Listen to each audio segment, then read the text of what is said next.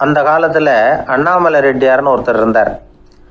அவர் வெங்கனூர் அப்படிங்கிற கிராமத்தில் இருந்தார். அங்கேருந்து விருத்தாசலம் கோவிலுக்கு தவறாமல் போயிட்டு வந்துக்கிட்டு இருந்தார். இடையில வெள்ளாறு, அதில் ஒரு சமயம் வெள்ளம் வந்துட்டுது. இவரால் போக முடியல. அதோட விளைவு வெங்கனூர்லேயே ஒரு கோவில் கட்டணும் அப்படின்னு முடிவு பண்ணார், சிவாலயம். அந்த சமயத்தில் வடநாட்டில் பஞ்சம். அதனால் அங்கிருந்த பல சிற்பிகள் தென்னாட்டை நோக்கி வர ஆரம்பித்தாங்க. அவங்க வெங்கனூர் வழியாக வர்றது தெரிஞ்சதும் இவர் போய் பார்த்தார். இங்கே ஒரு கோவில் கட்டணும், அதுக்கு நீங்கள் உதவணும்னார். பஞ்ச காலத்தில் இப்படி ஒரு வாய்ப்பு கிடைச்சதில் அவங்களுக்கும் ரொம்ப மகிழ்ச்சி. உற்சாகத்தோடு ஒத்துக்கிட்டாங்க. ஆலய திருப்பணி ஆரம்பமாச்சு. அவங்களுக்கு வேண்டிய எல்லா வசதிகளையும் இவர் செஞ்சு கொடுத்தார். அவங்களுக்கு எந்த குறையும் இல்லாமல் பார்த்துக்கிட்டார். அது மட்டும் இல்லை, ஒவ்வொரு நாளும் அங்கே வருவார். உங்களுக்கு என்ன வேணும், எது வேணும்னு கேட்பார். ஏதாவது குறை இருந்தால் சொல்லுவாங்க, உடனே தீர்த்து வைப்பார். இவரும் கேட்பார், எந்த குறையாக இருந்தாலும் என்கிட்ட சொல்லுங்க அப்படின்னு சொல்லுவார். அதை தவிர இவராகவே கவனிச்சும் அவங்களுக்கு என்னென்ன தேவைங்கிறத கண்டுபிடிச்சி அதையெல்லாம் கொடுத்துக்கிட்டு இருப்பார். என்ன தேவைன்னாலும் அதை நிறைவேற்றி வச்சுருவார். அந்த சிற்பிகளின் தலைவன் ஒருத்தன், அந்த ஆளுக்கு வெத்தலை பாக்கு போடுறது பழக்கம். இதை தெரிஞ்சுக்கிட்டு அதுக்காகவே ஒரு ஆளை ஏற்பாடு பண்ணார். வேணுங்கிறப்போலாம் நீ வெத்தலை சிவல் மடித்து கொடுக்க வேண்டியது உன் வேலை அப்படின்னு ஒருத்தனை ஏற்பாடு பண்ணிட்டார். இப்படியெல்லாம் செஞ்சதும் அவங்களுக்கும் ரொம்ப உற்சாகம். ரொம்ப பொறுப்பாக சிற்ப வேலைகளை செஞ்சுக்கிட்டு இருக்கிறாங்க. ஒரு நாள் என்னாச்சு தெரியுமா? அந்த சிற்பிகளின் தலைவன் ரொம்ப நுணுக்கமாக ஒரு வேலையை செஞ்சுக்கிட்டு இருக்கிறான். சாரம் போட்டு அது மேலே படுத்துக்கிட்டு அண்ணாந்து பார்த்து உச்சியில் நுணுக்கமான சிற்பங்களை உருவாக்கிக்கிட்டு இருக்கான். சிற்பியின் கவனம் செதறப்படாதுங்கிறதுனால இவர் மெதுவாக சத்தம் போடாமல் கிட்ட போய் நின்று அதை கவனிச்சுக்கிட்டு இருக்கிறார். அந்த சிற்பி வழக்கம் போல் வெத்தலை பாக்குக்காக இடது கையை கீழே நீட்டினான். அந்த சமயம் பார்த்து அவருக்கு தாம்பூலம் கொடுக்குறவன் அங்கே இல்லை, எங்கேயோ போயிருக்கிறான். அண்ணாமலை ரெட்டியார் என்ன பண்ணார் தெரியுமா? தனக்காக கொடுக்கப்பட்ட தாம்பூலத்தை வாங்கி சிற்பியின் கையில் கொடுக்குறார். அவன் வாங்கி போட்டுக்கிட்டான். இது என்ன இன்னைக்கு வெத்தலை சீவல் வேறு மாதிரி இருக்குது, வாசனை தாம்பூலமாக இருக்குது அப்படின்னு யோசனை பண்ணிவிட்டு கீழே திரும்பி பார்க்குறார். பார்த்தா ரெட்டியார் மறுபடியும் சிற்பி கை நீட்டும் பொழுது கொடுக்கறதுக்காக தாம்பூலத்தை மடித்து வாங்கி வச்சுக்கிட்டு தயாராக நிற்கிறார். சிற்பிக்கு அதிர்ச்சி. உடனே பொத்துன்னு கீழே குதிச்சான். ஐயா, என்ன இது நீங்களா அப்படின்னா. இவர் சொன்னார், நான் ஒன்றும் தப்பு பண்ணலையே, உன்னுடைய கை புண்ணியம் செஞ்ச கை, கோயில் கட்டுற கை, அந்த கைக்கு தாம்பூலம் கொடுக்கறதுல என்ன தப்பு அப்படின்னாராம். ஏற்கனவே பஞ்சத்தில் அடிபட்டு வந்த எங்களை நீங்கள் ஆதரித்ததே பெரிய விஷயம். இந்த செயல் என்னை ஒரு பெரிய கடனாளி ஆகிவிட்டுது. ஐயா, எங்களுக்கு உணவு உடை இதை மட்டும் நீங்கள் கொடுத்தா போதும், ஊதியம்னு எதுவும் வாங்க மாட்டோம் அப்படின்னு நானும். அந்த சிற்பி எவ்வளோ வற்புறுத்தியும் எதுவும் வாங்கிக்கலையாம். இந்த செய்தியை தமிழ் தாத்தா டாக்டர் ஊவேசா சொல்லியிருக்கிறார். அந்த காலத்தில் எப்படிப்பட்டவங்கெல்லாம் வாழ்ந்துருக்கிறாங்க பாருங்க. இந்த காலத்தில் ஒருத்தர் கோவில் கட்டினார், வேலை செய்கிற எல்லாருக்கும் சாப்பாடு போடுவார். சிற்ப வேலை செஞ்சுட்டு சாப்பிட வர்ற ஒவ்வொருத்தர் கையையும் அன்பாக பிடிச்சி முத்தம் கொடுத்து உள்ளே அனுப்புவார். அந்த கைகளுக்கு நீங்கள் கொடுக்குற மரியாதையாது அப்படின்னு கேட்டாங்க. அது இல்லைங்க, ஏற்கனவே முதல் பந்தியில் சாப்பிட வந்தவன் மறுபடியும் வர்றானான்னு கண்டுபிடிக்கிறதுக்காக கையை பிடிச்சி மோந்து பார்க்குறேன் அப்படின்னாராம் அவர். ஒரு ஆள் ராமகிருஷ்ணரை தேடி வந்தான். அவன் கையில் 1000 பொற்காசுகள் வச்சுருந்தான். அதை அவர்கிட்ட கொடுத்து இதை ஏற்றுக்கணும் அப்படின்னு ரொம்ப பணிவாக கேட்டுக்கிட்டான். அவர் பார்த்தார், இது எனக்கு தேவையில்லை, ஆனாலும் உன்னுடைய மனசை புண்படுத்துறதுக்கு நான் விரும்பலை, அதனால் நீ கொடுக்குறத வாங்கிக்கிறேன்னார். வாங்கிக்கிட்டார். அப்புறம் கேட்டார், இதை பாரு, இனிமேல் இதெல்லாம் என்னுடையது தானே அப்படின்னார். ஆமாம், அதையெல்லாம் நான் உங்களுக்கே கொடுத்துட்டேன்னா அவன். சரி, இப்போ நீ எனக்காக ஒரு காரியம் பண்ணணும்னார். என்ன செய்யணும்னு சொல்லுங்கன்னா, இந்த நாணயங்களையெல்லாம் எடுத்துக்கிட்டு போய் கங்கை நதியில் எரிஞ்சுட்டு வா அப்படின்னார். இவனுக்கு அதிர்ச்சியாக போச்சு. என்ன பண்ணுறது, இனிமேல் அது முடியாதுன்னு சொல்ல முடியாது. ஏன்னா அந்த நாணயங்களையெல்லாம் அவருக்கே கொடுத்துட்டான். இனிமேல் அதெல்லாம் இவனுடையது இல்லை. பேசாமல் அவ்வளவே அள்ளிக்கிட்டு ஆத்தங்கரைக்கு போனான். போனவன் ரொம்ப நேரம் திரும்பியே வரல. ராமகிருஷ்ணருக்கு சந்தேகம், என்ன ஆச்சு அந்த மனுஷனுக்கு, காசுகளோடு அந்த கங்கையில் குதிச்சுட்டானா, போகும்பொழுதே ஒரு மாதிரியாக தான் போனான், போய் என்னன்னு பார்த்துட்டு வாங்க அப்படின்னார். அங்கே இருந்த ஒருத்தர் ஓடி போய் பார்த்தார். அவர் போய் பார்க்கும் பொழுது அவன் அங்கேயே இருந்தான். அதுக்கப்புறம் அவர் திரும்பி வந்தார். விவரத்தை சொன்னார். அதாவது அவன் கங்கை கரையில் உட்காந்துக்கிட்டு ஒவ்வொரு நாணயமாக 1 2ன்னு எண்ணி வீசிக்கிட்டு இருக்கிறான். அவனை சுற்றி ஒரு கும்பல் நின்றுக்கிட்டு அவனை தடுத்துக்கிட்டு இருக்குது அப்படின்னு விவரத்தை சொன்னார் போயிட்டு வந்தவர். இதை கேட்டதும் ராமகிருஷ்ணரே புறப்பட்டு அங்கே போனாராம். என்ன இப்படி பண்ணிகிட்டு இருக்கிற? நான் உன்னை அந்த நாணயங்களை கங்கையில் வீசி எறிய சொன்னேன், நீ ஏன் அதை எண்ணிக்கிட்டு இருக்கிற அப்படின்னார். பழக்கம்தான் காரணம், நான் ஒவ்வொரு நாளும் ஒவ்வொன்றா சேமித்து வச்சேன், இன்றைக்கி என்கிட்ட நிறைய இருக்குது, உங்களுக்கு ஒரு 1000 நாணயங்களை கொடுக்கணுங்கிறது என்னோட ஆசை அப்படின்னா. இப்போ ராமகிருஷ்ணர் சொன்னார், ஒரே நேரத்தில் எல்லாத்தையும் சம்பாதிச்சிருந்தா நீ எண்ணுறது பொருத்தமாக இருக்கும். எல்லாத்தையும் இழக்கும்போது ஒவ்வொன்றா எண்ணிக்கிட்டு இழக்கிறதுங்கிறது சரியான செயல் இல்லை. அதனால் ஒரே தடவையாக எல்லாத்தையும் தூக்கி எறிஞ்சிடும் அப்படின்னார். இது இழப்பது அப்படிங்கிற ஒரு உயர்ந்த நிலை. இதை நாம் யதார்த்த வாழ்க்கையில் சம்மந்தப்படுத்தி பார்த்து குழப்பிக்கிட்டு இருக்கக்கூடாது. இழக்கிறேன்னு சொல்லிக்கிட்டு இருக்கிற காசையெல்லாம் ஆற்றுலையும் குளத்துலையும் கொண்டு போய் எரிஞ்சிட்டு வாங்க அப்படின்னு உபதேசம் பண்ணுறதாக யாரும் நினச்சிடக்கூடாது. இதில் நாம் புரிஞ்சிக்க வேண்டியது என்னென்னா, எதையாவது ஒன்றை இன்னொருத்தருக்கு கொடுக்கணும் அப்படின்னு விருப்பப்பட்டால் அதை மனப்பூர்வமாக கொடுத்துடணும். கொடுத்துட்டு அதையே நினச்சிக்கிட்டு இருக்கக்கூடாது. நம்மால் ஒருத்தர் ஒரு 100 ரூபா நோட்டை தன்னுடைய நண்பர் ஒருத்தர்கிட்ட கொடுத்து, இது உனக்கு தான் வச்சுக்கோ அப்படின்னார். அவர் பார்த்தார், இது இனிமேல் எனக்கு தானே சொந்தம் அப்படின்னார். ஆமான்னார் அவர். அப்படின்னா எனக்காக நீ ஒரு உதவி செய்யணும்னார். சொல்லுங்க செய்கிறேன்னார் அவர். இந்த 100 ரூபா நோட்டை தீ வச்சு கொளுத்தி விடுன்னார். இவர் அதிர்ச்சியாகி அவரை பார்த்தார். இப்போ அவர் சொன்னார், நீ எனக்கு அன்பாக கொடுத்தது இது, இந்த நோட்டு கள்ள நோட்டுங்கிறது எனக்கு முன்னாடியே தெரியும், சீக்கிரம் கொளுத்தி விடு, அதுதான் நம்ம 2 பேருக்குமே நல்லது அப்படின்னாராம் அவர். ஒரு தந்தை தன்னோட பிள்ளைய ரொம்ப தைரியசாலியாக வளர்க்கணும்னு ஆசைப்பட்டார்.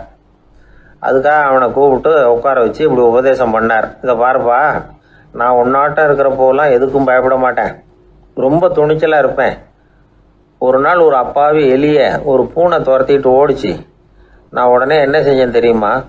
அந்த பூனையை பிடிச்சேன், அது வாலில் ஒரு பட்டாசு சரத்தை கட்டினேன், கொளுத்தி விட்டேன், படபடன்னு வெடிக்க ஆரம்பிச்சுட்டுது. அது துள்ளிக்கிட்டு அங்கேயும் இங்கேயும் ஓடி இருக்கு பாரு ஓட்டம், ரொம்ப தமாஷு அப்படின்னார் அப்பா. இப்படி சொல்லிவிட்டு பையனை பார்த்து, இதை கேட்கறதுக்கு உனக்கும் துணிச்சல் வருதா, நான் என்னுடைய செயலை நீ கேட்குறப்போ உனக்கு துணிச்சல் வருதா அப்படின்னு கேட்டார். வருதுன்னா பையன். எப்படின்னா அப்படிங்கிற விவரத்தையும் சொன்னான் அவன். அதாவது எலியை விரட்டினத்துக்காக பூனை வாலில் பட்டாசு கொளுத்துனீங்க நீங்கள், பூனையை விரட்டினத்துக்காக உங்கள் கழுத்தில் பட்டாசு சரத்தை மாட்டினா என்னென்னு தோணுது எனக்கு அப்படின்னு நான் பையன். பையனோட துணிச்சல் அப்பாவே நடுங்க வச்சுட்டுது. அது சரி, ஒரு அப்பா பிள்ளைக்கு இப்படியா உபதேசம் பண்ணுறது? எல்லாருக்கிட்டையும் அன்பாக பழகிறது எப்படி அப்படின்னு சொல்லி கொடுக்கணும். பிஞ்சு உள்ளங்களில் நஞ்சை தூவலாமா? ஒரு நாள் விநாயகர் ஒரு பூனையோடு விளையாடிக்கிட்டு இருந்தாராம்.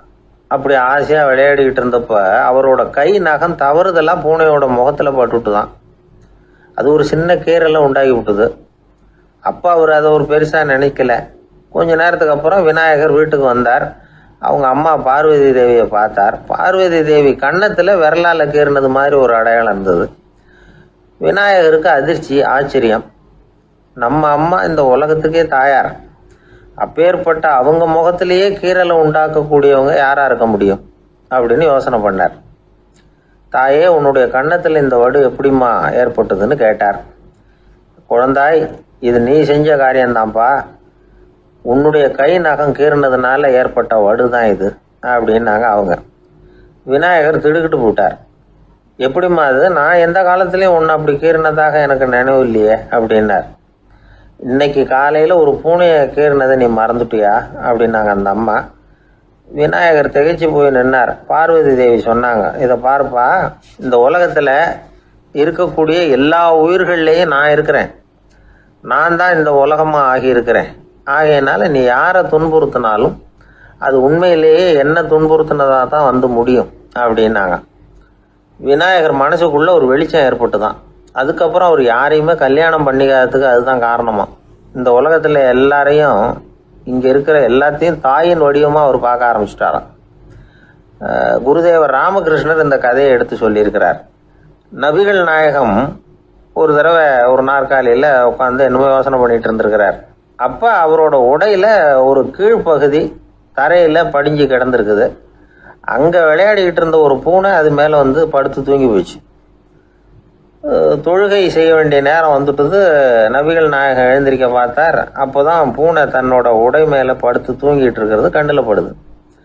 பூனையோட தூக்கத்தை கலைக்க விரும்பல. அவர் தன்னுடைய சகோதரியை கூப்பிட்டார். ஒரு கத்திரிக்கோல் எடுத்துகிட்டு வர சொன்னார். பூனை படுத்திருந்த உடைப்பகுதி மட்டும் இருக்குல்ல, அதை மட்டும் அதோட கத்திரிச்சு விட்டுட்டு அதுக்கப்புறம் அவர் எழுந்திரிச்சு தொழுகைக்கு போனாராம். அதாவது பிற உயிர்கள்கிட்ட எப்படி அன்பு காட்டணுங்கிறத பெரியவங்க எவ்வளவோ விதத்தில் நமக்கு எடுத்து காட்டியிருக்கிறாங்க. இருந்தாலும் எத்தனை பேர் மனசில் அதெல்லாம் உரைச்சிருக்குது. நாமளும் நம்ம ட்ரெஸ்ஸு மேலே ஒரு பூனை படுத்திருந்தா ஒரு கத்திரிக்கோலை தான் தேடுவோம், எடுத்துகிட்டு வர சொல்லுவோம். துணியை வெட்டுறதுக்கு பதிலாக இல்லை அதோட வாழை வெட்டினா என்ன அப்படின்னு தோணும். ஒரு ஆள் ரொம்ப பிரியமாக ஒரு பூனையை ஆற்றுல குளிப்பாட்டிக்கிட்டு இருந்தானா. எப்படி? அந்த பூனையை ஆற்று தண்ணியில் அமுக்கி அமுக்கி குளிப்பாட்டிக்கிட்டு இருக்கிறான். அந்த வழியாக போன பெரியவர் ஒருத்தர் இதை பார்த்தார். இதை பார்ப்பா, பூனையை அது மாதிரி ஆற்று தண்ணியில் அமுக்கி குளிப்பாட்டாத, மூச்சு திணறி செத்து போடும் அப்படின்னு அட்வைஸ் பண்ணார். நீ போய் அவன் வேலையை பார்த்துக்கிட்டு, எனக்கு எல்லாம் தெரியும்னா இவன். சரின்னு அவர் போயிட்டார். கொஞ்ச நேரம் கழித்து அவரே அந்த வழியாக திரும்பி வந்துக்கிட்டு இருந்தார். ஆற்றுல பூனையை குளிப்பாட்டிக்கிட்டு இருந்தவன் அழுதுகிட்டு உட்காந்துருக்கிறான். பக்கத்தில் அந்த பூனை செத்து கிடக்குது. இதை பார்த்தார் பெரியவர். நான் தான் அப்போவே சொன்னேனே அந்த பூனையை ஆற்றுல நினைக்காதேன்னு, அதை கேட்டிருந்தா இப்படி ஆயிருக்குமா அப்படின்னார். அந்த ஆள் கோபமாக இவரை முறைச்சி பார்த்தான். அட போய்யா, இந்த பூனை ஆற்றுல குளித்ததுனால ஒன்றும் செத்து போகல, குளித்ததுக்கு அப்புறம் அதோட உடம்பு ஈரமாக இருக்குதுன்னு அதை புழிஞ்சேன், அதனால தான் இப்படி ஆயிட்டுது அப்படின்னு நானா. ஒருத்தரை பார்த்து உன்னுடைய நண்பர்கள் யார் அப்படின்னு ஒரு கேள்வி கேட்டு பாருங்க. கொஞ்சம் யோசிச்சு பதில் சொல்லுவாங்க. அவங்ககிட்டயே உன்னுடைய எதிரிகள் யார் அப்படின்னு கேளுங்க, கடகடன்னு ஒப்பிச்சிருவாங்க. நம்ம மனசு இருக்க அது எப்படின்னா, நம்ம நண்பர்களை விட எதிரிகளை அது நல்லா ஞாபகத்தில் வச்சுக்கும். இது ஒரு ஆச்சரியமான உண்மை. உங்களால் நண்பர்களை மறந்துட முடியும், ஆனால் எதிரிகளை மறந்துட முடியாது. இது ஒரு வேடிக்கையான நிலைமை தான். அழகான தருணங்களை நாம் ஏன் மறந்துடுறோம்? இது இயற்கை. ஏன்னா நம்ம மனசு மலர்களை கவனிக்கிறது இல்லை, அதில் இருக்கிற முள்ளை தான் கவனிக்குது. தன்னை காயப்படுத்துகிற எதையும் அது உடனே கண்டுகொள்ளுது. ஒரு தெளிந்த சிந்தனையுடைய மனசு மிக அழகாக உள்ள எல்லாத்தையும் கவனிக்கும். அது நன்றியுடன் உணரக்கூடிய எல்லாத்தையும் பார்த்து குறிச்சிக்கும். இப்படிப்பட்டவங்க வாழ்க்கை இயல்பாகவே நல்லா அமையும். அது ரொம்ப அபூர்வம். மனசில் உள்ள ஒரு சிறிய அமைப்பை மாற்றுவதை பொறுத்து தான் இந்த விஷயம் அப்படிங்கிறார் ஓஷோ. ஒரு யூத கோவில் இருந்து தான், அது யூதர்களின் மடமாகவும் இருந்தது. அங்கே ஒரு தலைமை குரு, அவர் ரொம்ப கண்டிப்பானவர். அந்த கோவிலை ஒட்டி ஒரு தோட்டம். ஒரு நாள் காலையில் அந்த தோட்டத்தில் 2 இளம் யூதர்கள் நடந்து போய்கிட்டு இருக்கிறாங்க. காலையில் 1 மணி நேரம், மாலையில் 1 மணி நேரம் அவங்க அந்த தோட்டத்தில் நடக்கிறதுக்கு அனுமதி உண்டு. மற்ற நேரங்களில் அவங்க மத புத்தகங்களை படிக்கணும், பிற விதிமுறைகளை கடைபிடிக்கணும். அந்த 2 பேருமே தொடர்ந்து புகைப்பிடிக்கிற பழக்கம் உள்ளவங்க. ஆனால் கோவில் மடத்தில் இருக்கிறப்போ அவங்க புகைப்பிடிக்க முடியாது, அது கடுமையான குற்றம். சரி, நாம் தோட்டத்தில் இருக்கிறப்போவாவது புகைப்பிடிக்கலாமா அப்படின்னு ஒரு ஆசை அவங்க 2 பேருக்குமே. இருந்தாலும் பயம். இப்படி கேட்டால் மதகுரு என்ன சொல்லுவாரோ அல்லது என்ன செய்வாரோங்கிற பயம். இப்படி கொஞ்ச நாள் ஆச்சு. ஒரு நாள் இந்த 2 பேரில் ஒருத்தன் ரொம்ப கலங்கி போய் அந்த கோவிலில் இருந்து வெளியில் வந்துக்கிட்டு இருந்தான். வந்தவன் நேராக தோட்டத்து பக்கம் போனான். அங்கே இன்னொருத்தன் ஆனந்தமாக புகை பிடிச்சிக்கிட்டு இருக்கிறான். அதை பார்த்து தான் இவனுக்கு அதிர்ச்சி. அட கடவுளே, என்ன இது, நீ கேட்காமலே ஆரம்பிச்சிட்டியா அப்படின்னா. இல்லை நான் கேட்டுவிட்டு தான் ஆரம்பிச்சிருக்கேன்னா அவன். அப்படியா, என்ன மனுஷன் இவர், நானும் தான் கேட்டேன், என்னை கண்ணாமுன்னான்னு திட்டி விட்டார். இது என்ன கோவிலா இல்லை நரகமா? உனக்கு புகை பிடிக்கணும்னு ஆசையாக இருந்தால் நரகத்துக்கு போகணும்னு சொல்லிவிட்டார். அது சரி, உன்னை மட்டும் எப்படி அனுமதிச்சார் அப்படின்னு கேட்டான் இவன். அவன் சிரிச்சுக்கிட்டே, நீ எப்படி கேட்ட சொல்லு அப்படின்னா. நாம் இந்த தோட்டத்துக்கு வர அனுமதிக்கப்பட்டிருக்கிறதே ஜபத்துக்காகத்தானே, அதனால் நான் ஜபம் சொல்லும் பொழுது புகை பிடிக்கலாமா அப்படின்னு கேட்டேன். அதுக்கு தான் அவர் சத்தம் போட்டு என்னை அடிக்கவே வந்துட்டார் அப்படின்னா இவன். நீ ஒரு மாதிரியாக கேட்டிருக்க, நான் வேற மாதிரியாக கேட்டிருக்கிறேன். ஜெபம் சொல்லும்போது புகை பிடிக்கலாமான்னு நீ கேட்டிருக்க. ஐயா, புகை பிடிக்கும் பொழுது ஜெபிக்கலாமா அப்படின்னு நான் கேட்டேன். அதில் தப்பு ஒன்றும் இல்லை அப்படின்னு பதில் சொல்லிட்டார் அப்படின்னா. ஒரு சிறிய மாற்றம்தான் அது மிகப்பெரிய மாறுதலை ஏற்படுத்தி விட்டது. மனசு நல்ல விதமாக சிந்திக்க ஆரம்பிச்சுட்டுதுன்னா மகிழ்ச்சிக்கு பஞ்சம் இல்லை. ஒரு கஞ்சன் ஆற்றுல விழுந்துட்டான். வெள்ளத்தில் தத்தளிச்சுக்கிட்டு இருக்கிறான். கரையில் நின்ன ஒருத்தர் உன் கையை கொண்டா இப்படி பிடிச்சி இழுத்து கரையில் சேர்த்து விடுறேன்னார். எதையும் கொடுத்து பழக்கம் இல்லாத அவன் கையையும் கொடுக்க மாட்டேன்னுட்டான். இவர் பார்த்தார், உன் கையை கொடுன்னு சொல்கிறதுக்கு பதிலாக நான் என் கையை கொடுக்குறேன் பிடிச்சிக்கோ அப்படின்னார். அவன் கப்புன்னு பிடிச்சிக்கிட்டான், இழுத்து கரையில் போட்டார். இந்த உலகத்தில் எத்தனை வகையான மனிதர்கள் இருக்கிறாங்க, ஒவ்வொரு மனிதனுமே ஒவ்வொரு வகை அப்படிங்கிறாங்க விஞ்ஞானிகள். மனிதர்களை 3 வகையாக பிரிக்கலாம் அப்படின்னு சொல்கிறாங்க மெய்ஞானிகள். இவங்களை பற்றிலாம் ஏற்கனவே நாம் பேசியிருக்கிறோம். இப்போ டாக்டர் எட்வர்டு பேட்ச் அப்படிங்கிற நிபுணர் என்ன சொல்கிறார் தெரியுமா? மனிதர்களை 7 வகையாக பிரிக்கலாம்ங்கிறார். மனிதர்களின் மனநிலை அடிப்படையில் அவங்கள 7 விதமாக வகைப்படுத்துகிறார் அவர். சரி, அது என்ன 7 வகை? முதல் வகை என்னன்னா பயந்த குணம் உள்ளவங்க. சார் ரொம்ப பயந்த சுபாவம், வீட்டில் கூட வாயே திறக்க மாட்டார், சாப்பிட போகிறப்ப மட்டும்தான் கொஞ்சம் வாயை திறப்பார், அப்புறம் மூடிக்குவார் அப்படின்னு சில பேரை பற்றி நாம் பேசிக்கிறது உண்டு. இவங்கெல்லாம் இந்த வகை, அதாவது பயந்த குணம் உள்ளவர்கள் அப்படிங்கிற முதல் வகை. சரி, 2வது வகை என்னன்னா சஞ்சலப்படுகிறவர்கள், எதுக்கு எடுத்தாலும் கலக்கம் குழப்பம், இப்படியே காலம் தள்ளிட்டு இருப்பாங்க. பல பேர் பார்த்துருப்பீங்க. அவங்கெல்லாம் இந்த வகை. 3வது வகை என்னன்னா யதார்த்த உலகை மறந்து கற்பனை உலகத்திலேயே மிதக்கிறவங்க. இளைஞர்கள், கவிஞர்கள், இப்படி பல பேர் இருக்கிறாங்க. எப்போ பார்த்தாலும் கற்பனை உலகத்திலேயே மிதந்துக்கிட்டு இருப்பாங்க.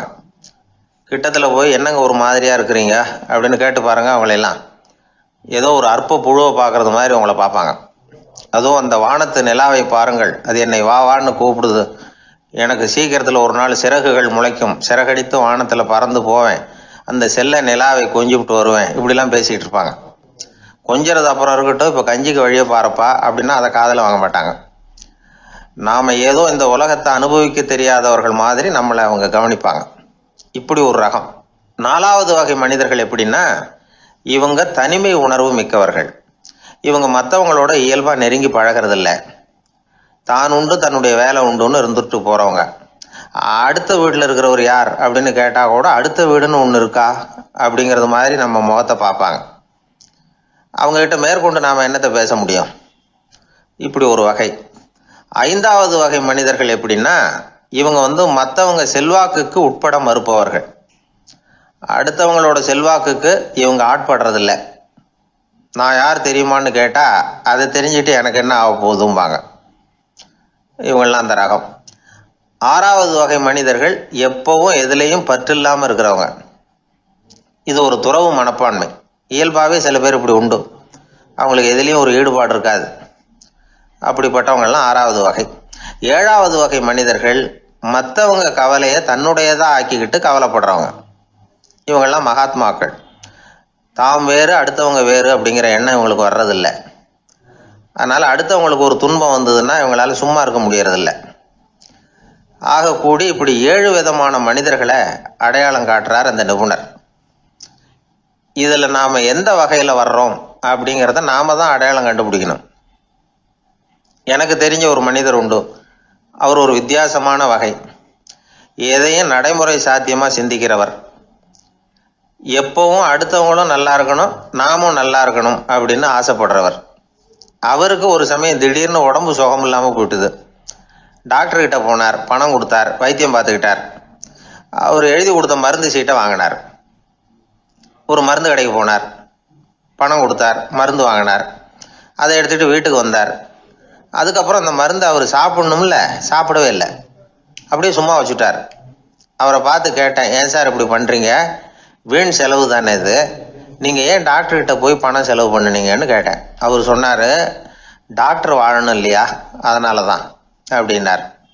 சரி, அப்புறம் ஏன் மருந்து வாங்கினீங்க அப்படின்னு கேட்டேன். மருந்து கடைக்காரர் வாழணும் இல்லையா, அதனால தான் அப்படின்னார். சரி, அப்புறம் ஏன் வாங்கின மருந்து சாப்பிடாம வச்சுட்டீங்க அப்படின்னதுக்கு, நான் வாழணும் இல்லையா அதனால தான் அப்படின்னார். இவர் வாழ்க்கையை புரிஞ்சுக்கிட்டவர். இப்படி வாழ்க்கையை புரிந்து கொண்டு வாழ தெரிஞ்சுக்கணும். எந்த வகை மனிதர் நாம் அப்படிங்கிறத புரிஞ்சுக்கிட்டு வாழ்ந்தோம்னா வாழ்க்கையில் வெற்றி நிச்சயம். அது ஒரு புகைவண்டி நிலையம். அங்கே ஒருத்தர் காலார நடந்து வந்துக்கிட்டு இருந்தார். அவர் தன்னுடைய வீட்டில் உட்காந்து ரொம்ப நேரம் எழுதுவார். எழுதுகிற நேரம் போக மற்ற நேரங்களில் தம்முடைய சொந்த வயல்களில் வேலை பார்ப்பார். அது முடிஞ்சதும் என்ன பண்ணுவார்னா பக்கத்தில் இருக்கிற புகைவண்டி நிலையத்துக்கு போவார். அங்கே கொஞ்சம் நேரம் அப்படியே காலார நடந்து வருவார். இது அவருடைய அன்றாட வழக்கம். அன்னைக்கும் அது மாதிரி தான் அவர் நடந்து வந்துக்கிட்டு இருக்கிறார். அந்த சமயத்தில் அங்கே நடைமேடையில் ஒரு அம்மையார் நின்றுட்டு இருக்கிறாங்க. இவரை கண்டதும் கையை தட்டி கூப்பிட்டாங்க. இங்கே கொஞ்சம் வர முடியுமா அப்படின்னாங்க. இவர் போனார். என்னங்கன்னு விசாரித்தார். அந்த அம்மையார் விவரம் சொன்னார். ஐயா, நானும் என்னுடைய வீட்டுக்காரரும் இங்கே வந்தோம். அதுவும் நிற்கிதே, அந்த ரயிலில் ஏறி ஊருக்கு போகணும். என்னுடைய வீட்டுக்காரர் அதுவும் அந்த உணவு விடுதிக்கு போயிருக்கார், இன்னும் வரல. அவர் வர்றதுக்குள்ளே ரயில் புறப்பட்டுரும் போல இருக்கு. நீங்கள் ஓடி போய் அவரை அழைச்சிக்கிட்டு வர முடியுமா அப்படின்னு கேட்டாங்க. சரின்னார் இவர். உடனே அந்த அம்மா தன்னுடைய கணவர் எப்படி இருப்பார் அப்படிங்கிற அடையாளங்களை கொஞ்சம் சொல்லி அனுப்புனாங்க. போய் தேடிக்கிட்டு இருக்க வேண்டாமேங்கிறதுக்காக. பார்க்குறதுக்கு எப்படி இருப்பார், இந்த மாதிரி ஆடை அணிஞ்சிருப்பார் அப்படின்னு விவரமாக சொன்னாங்க. அதை இவர் கவனமாக கேட்டுக்கிட்டார். நீங்கள் போய் அழைச்சிட்டு வாங்க, வந்த உடனே உங்களுக்கு உண்டான கூலியையும் கையோடு கொடுத்து விட்றேன் அப்படின்னாங்க அந்த அம்மா. இவர் போனார். அந்த அம்மா சொன்ன அடையாளங்களை வச்சு அவர் வீட்டுக்காரரை கையோட கூட்டிகிட்டு வந்துட்டார். கொண்டுட்டு வந்து அந்த அம்மா கிட்ட ஒப்படைச்சார். உடனே அவரும் ஏற்கனவே சொன்ன பிரகாரம் அவருக்கான கூலி பணத்தையும் கொடுத்தாங்க. அவரும் எதுவும் மறுப்பு சொல்லாமல் அதை வாங்கிக்கிட்டார். வாங்கிக்கிட்டு திரும்பினார். அந்த சமயத்தில் எதிரில் வந்த ஒருத்தர் அவர் அடையாளம் கண்டுபிடிச்சிக்கிட்டார். அவங்க 2 பேரும் பேசிக்கிறது இவங்க காதில் விழுந்தது. அப்போ தான் இவங்களுக்கு அது புரிஞ்சுது. இவங்க கிட்ட கூலி வாங்கினவர் யாருன்னா அவர் தான் பேரறிஞர் லியோ டால்ஸ்டாய் அப்படிங்கிறது புரிஞ்சுது. அவங்க 2 பேரும் பேசிக்கிறத வச்சு ரஷ்ய நாட்டின் மிகப்பெரிய ஞானி லியோ டால்ஸ்டாய், சோவியத் நாட்டின் ஈடு இணையற்ற இலக்கிய மேதை. இது தெரிஞ்ச உடனே அந்த அம்மா அவர்கிட்ட ஓடினாங்க. ஐயா, உங்களுக்காக நான் கூலி கொடுத்தேன், நான் பெரிய தவறு பண்ணிவிட்டேன் அப்படின்னு சொல்லி வருத்தப்பட்டாங்க. பரவாயில்ல, ஆனால் நீங்கள் எனக்கு கொடுத்த கூலி பணத்தை நான் திருப்பி கொடுக்க மாட்டேன். ஏன் தெரியுமா, அது நான் உழைச்சி பெற்ற தொகை அப்படின்னார். யாருக்குமே அதிக மகிழ்ச்சியை தரக்கூடிய பணம் எதுன்னு கேட்டால் அது அவங்க உழைப்புக்கு ஊதியமாக கிடைக்கிற பணம் தான். நம்ம ஆட்கள் சில பேருக்கு உழைக்காமல் கிடைக்கிற தீய வழியில் வருகிற பணம் கூட மகிழ்ச்சியை கொடுக்கும். ஒரு பெரிய தொழிற்சாலை, அதோட முதலாளி கடுமையான ஒரு கட்டுப்பாடு விதிச்சிருந்தார். அது என்ன கட்டுப்பாடுன்னா, இந்த தொழிற்சாலைக்கு உள்ள யாரும் சிகரெட்டு பிடிக்கக்கூடாது அப்படிங்கிறது தான். ஒரு நாள் இந்த முதலாளி தன்னுடைய தொழிற்சாலையை சுற்றி பார்த்துக்கிட்டு வரார். அப்போது ஒரு இளைஞன் உள்ள சிகரெட்டு பிடிச்சிக்கிட்டு இருந்தான். அதை பார்த்து விடுறார். அவ்வளவுதான், அவருக்கு கோபம் வந்துட்டுது. உடனே உதவியாளரை கூப்பிட்டார். அதோ பாரு, அந்த சிகரெட்டு பிடிச்சிக்கிட்டு இருக்கிறானே, அவன் கணக்கை முடித்து வெளியில் அனுப்பி வச்சிரு அப்படின்னு உத்தரவு போட்டார். அது பிரகாரம் உடனே அவனை அழைச்சிட்டு போய் கணக்கு பார்த்து சம்பள பாக்கி அப்புறம் உதவித்தொகை எல்லாத்தையும் மொத்தமாக கையில் கொடுத்து வெளியில் அனுப்பி வச்சுட்டாங்க. அவன் பணத்தோடு வெளியில் வந்தான். ஏதோ யோசனை பண்ணபடியே நின்றுக்கிட்டு இருந்தான். அவன் என்னப்பா யோசிக்கிற அப்படின்னாரு எதிரில் வந்தவர். இவன் சொன்னான், ஒன்றும் இல்லை, என்னோட நண்பன் ஒருத்தனை பார்க்கறதுக்காக உள்ளே போனேன். பேர் என்னன்னு கேட்டுட்டு ஒரு 50,000 ரூபா பணத்தையும் கொடுத்து வெளியில் அனுப்பி வச்சுட்டாங்க. அதுதான் ஏன்னு புரியல, யோசனை பண்ணிகிட்டு இருக்கிறேன் அப்படின்னு நானாக்குவேன். அதனால் நாம் உழைச்சி சம்பாதிக்கிற பணம் தான் உயர்வு, சும்மா வர்ற பணம்லாம் மகிழ்ச்சியை தராது அப்படிங்கிறத புரிஞ்சுக்கணும். அப்பேற்பட்ட ஞானி ரஷ்ய மேதை அவர் பாருங்க, அந்த பணத்தை வாங்கின பணத்தை திருப்பி கொடுக்க மாட்டேன்னு விட்டார். ஏன்னா அது உழைத்து பெற்ற தொகை, அதை நான் கொடுக்க மாட்டேன்னார். அதனால் நமக்கு செல்வம் சேர்க்கறது பெருசு இல்லை, அந்த சேருகிற செல்வம் நமக்கு மகிழ்ச்சியை கொடுக்கணும். அதுக்கு என்ன வழின்னா, நாம் உழைத்து சம்பாதிக்கணும் அப்படிங்கிறத அதிலிருந்து புரிஞ்சிக்க வேண்டியது ரொம்ப அவசியம். அதனால் உழைப்போம் உயர்வோம், இதுதான் வெற்றியின் ரகசியம். ஒரு ஆள் அசையாமல் கிடக்கிறார், அவர் இருக்காரா போயிட்டாராங்கிறத எப்படி முடிவு பண்ணுறோம்? அவர் மூக்குக்கு முன்னாடி புறங்கையை வச்சு பார்க்குறோம், மூச்சு வருதா இல்லையா அப்படிங்கிறத கண்டுபிடிக்கிறதுக்காக. மூச்சுங்கிறது அவ்வளவு முக்கியமான ஒரு விஷயம். சுவாசம் இல்லைன்னா எதுவுமே இல்லை. நம்ம பூமி இருக்க, அது கூட சுவாசிக்குதுங்கிறத சோவியத் விஞ்ஞானிகள் கண்டுபிடிச்சிருக்கிறாங்க. பூமிக்கு மேலே இருக்கிற மண் அடுக்கில் காற்றில் உள்ள ஆக்சிஜன் ஆக்சிகரணம் அடையுது அப்படின்னு தான் இதுவரைக்கும் எல்லாரும் நம்பிக்கிட்டு இருந்தாங்க. ஆனால் இப்போ என்ன கண்டுபிடிச்சிருக்கிறாங்கன்னா, அந்த ஆக்சிஜன் பூமிக்குள்ளே 1 கிலோமீட்டர் ஆழம் வரைக்கும் ஊடுருவி போகுதான். பூமிக்குள்ளே 2 பக்கமும் பல கிலோமீட்டர் வரைக்கும் பரவுதான். பூமிக்குள்ள இருக்கிற நீர்நிலை அடுக்குகள் தான் நுரையீரல் செய்கிற வேலையை செய்யுதான். நம்ம உடம்புல நுரையீரல் இல்லைன்னா ஒன்றும் நடக்காது. ஒரு மரத்தை தலைகீழாக தொங்க போட்டால் எப்படி இருக்கும் அப்படி யோசிச்சு பாருங்க. அப்படி தான் இதுவும் நுரையீரலும் அப்படி தான் இருக்கும். வலது பக்கம் ஒன்று, இடது பக்கம் ஒன்று. வலது பக்கம் நுரையீரல் கொஞ்சம் பெருசாக இருக்கும். நுட்பமான நரம்பு குழாய்கள் அதில் இருக்கும். கோடிக்கணக்கான நுண்ணிய குழாய்களை வச்சுக்கிட்டு தான் அது வேலை செய்யுது. 25 கோடி குழாய்கள் இருக்கும். அதை அப்படியே முழுசாக பிரித்து பரப்புனா ஒரு டென்னிஸ் கோர்ட்டில் பாதி பரப்பளவு இருக்குமா.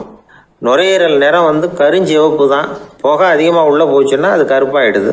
காற்றுல உள்ள பிராணவாயுவை இது இழுத்து எடுத்துக்கிட்டு ரத்தத்தை சுத்தப்படுத்துகிற முக்கியமான வேலையை இது செய்யுது. அசுத்த காற்றை வெளியில் அனுப்பி வச்சுருது. ஒருத்தர் வேகமாக ஓடி வரார், அவருக்கு மூச்சு இறைக்கும். பயங்கரமாக எதையாவது பார்த்து விடுறார், உடனே மூர்ச்சி ஆகிடுவார். இது மாதிரி சமயங்களில் வேற எந்த தூண்டுதலும் இல்லாமல் நுரையீரல் தானாகவே இயங்கும். இப்படி ஒரு அவசியம் ஏற்படுறப்போ இயக்கத்தை தூண்டி விடுற முக்கியமான இணைப்பு மூளைக்கு கீழே முதுகு எலும்புக்கு மேற்பகுதியில் இருக்குது. அது உடனே சுவாசத்துக்கு அவசர உதவியை கொடுக்குது. இப்போ ஒருத்தர் பேசாமல் உட்காந்துருக்கார். இந்த சமயத்தில் அவருக்கு 1 பங்கு காற்று தேவைப்படுதுன்னு வச்சுக்கோங்க. அவர் எழுந்திரிச்சு நடக்கும் பொழுது 1.5 மடங்கு தேவைப்படும். ஓடுனாருன்னா 3 மடங்கு தேவைப்படும். படுத்திருக்கிறப்ப 1/2 மடங்கு தான் தேவைப்படும். இதுக்கு நிமிஷத்துக்கு 16 தடவை மூச்சு விட்டாகணும்.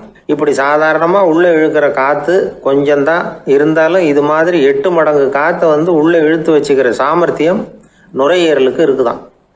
தண்ணி, நுண்கிருமிகள், ரசாயன பொருள் இப்படி எது உள்ளே போனாலும் நுரையீரல் சமாளிச்சுக்கும். 30 வருஷமாக விடாத புகை பிடிக்கிறவர் தொடர்ந்து உள்ளே அனுப்பி வைக்கிற புகையை கூட சமாளிக்குதுன்னா பார்த்துங்களேன். உள்ளே போகிற புகை நுட்பமான சுவாச முடிச்சுகளை அழிச்சுடுது. கறி புகை அது மேலே படிஞ்சு உபயோகம் இல்லாமல் பண்ணிவிடுது. ஆனாலும் தேவைக்கு அதிகமாக 8 மடங்கு கூடுதலாக சுவாச முடிச்சுகள் நம்ம உடம்புக்குள்ளே இருக்கிறதுனால சமாளிக்க முடியுது. சமாளிக்க முடியலன்னா சில சமயம் மூச்சு திணறும். அதை ஒரு எச்சரிக்கையாக எடுத்துக்கிட்டு புகை பிடிக்கிற பழக்கத்தை விட்டுடணும். அதுதான் நல்லது. ஆனால் அப்படி யார் விடுறது? இணை பிரியாத 2 நண்பர்கள் இருந்தாங்களாம். 2 பேரும் விடாமல் சிகரெட்டு குடிக்கிறவங்க. அதில் ஒருத்தன் செத்து போட்டான். இன்னொருத்தன் அதுக்கப்புறம் 2 சிகரெட்டாக குடிக்க ஆரம்பித்தானா. ஏன் இப்படி பண்ணுறேன்னு கேட்டிருக்காங்க. நான் 1 சிகரெட்டு தான் குடிக்கிறேன். செத்து போன என்னுடைய ஃப்ரெண்டு இருக்கானே, செத்து போனவன், அவனுக்காக இன்னொரு சிகரெட்டு குடிக்கிறேன் அப்படின்னு நானா. இது ரொம்ப ஆபத்து, விட்டுடு அப்படின்னு சொல்லியிருக்காங்க. சரின்னு ஒத்துக்கிட்டான். ஆனால் அதுக்கப்புறமும் 1 சிகரெட் வீதமாக குடிச்சிக்கிட்டே இருந்தான். சிகரெட்டு பழக்கத்தை நீ இன்னும் விடலையான்னு கேட்டாங்களாம். அந்த பழக்கத்தை நான் எப்போ விட்டுட்டேன், இப்போ நான் குடிக்கிறது என் ஃப்ரெண்டுக்காக அப்படின்னு நானா.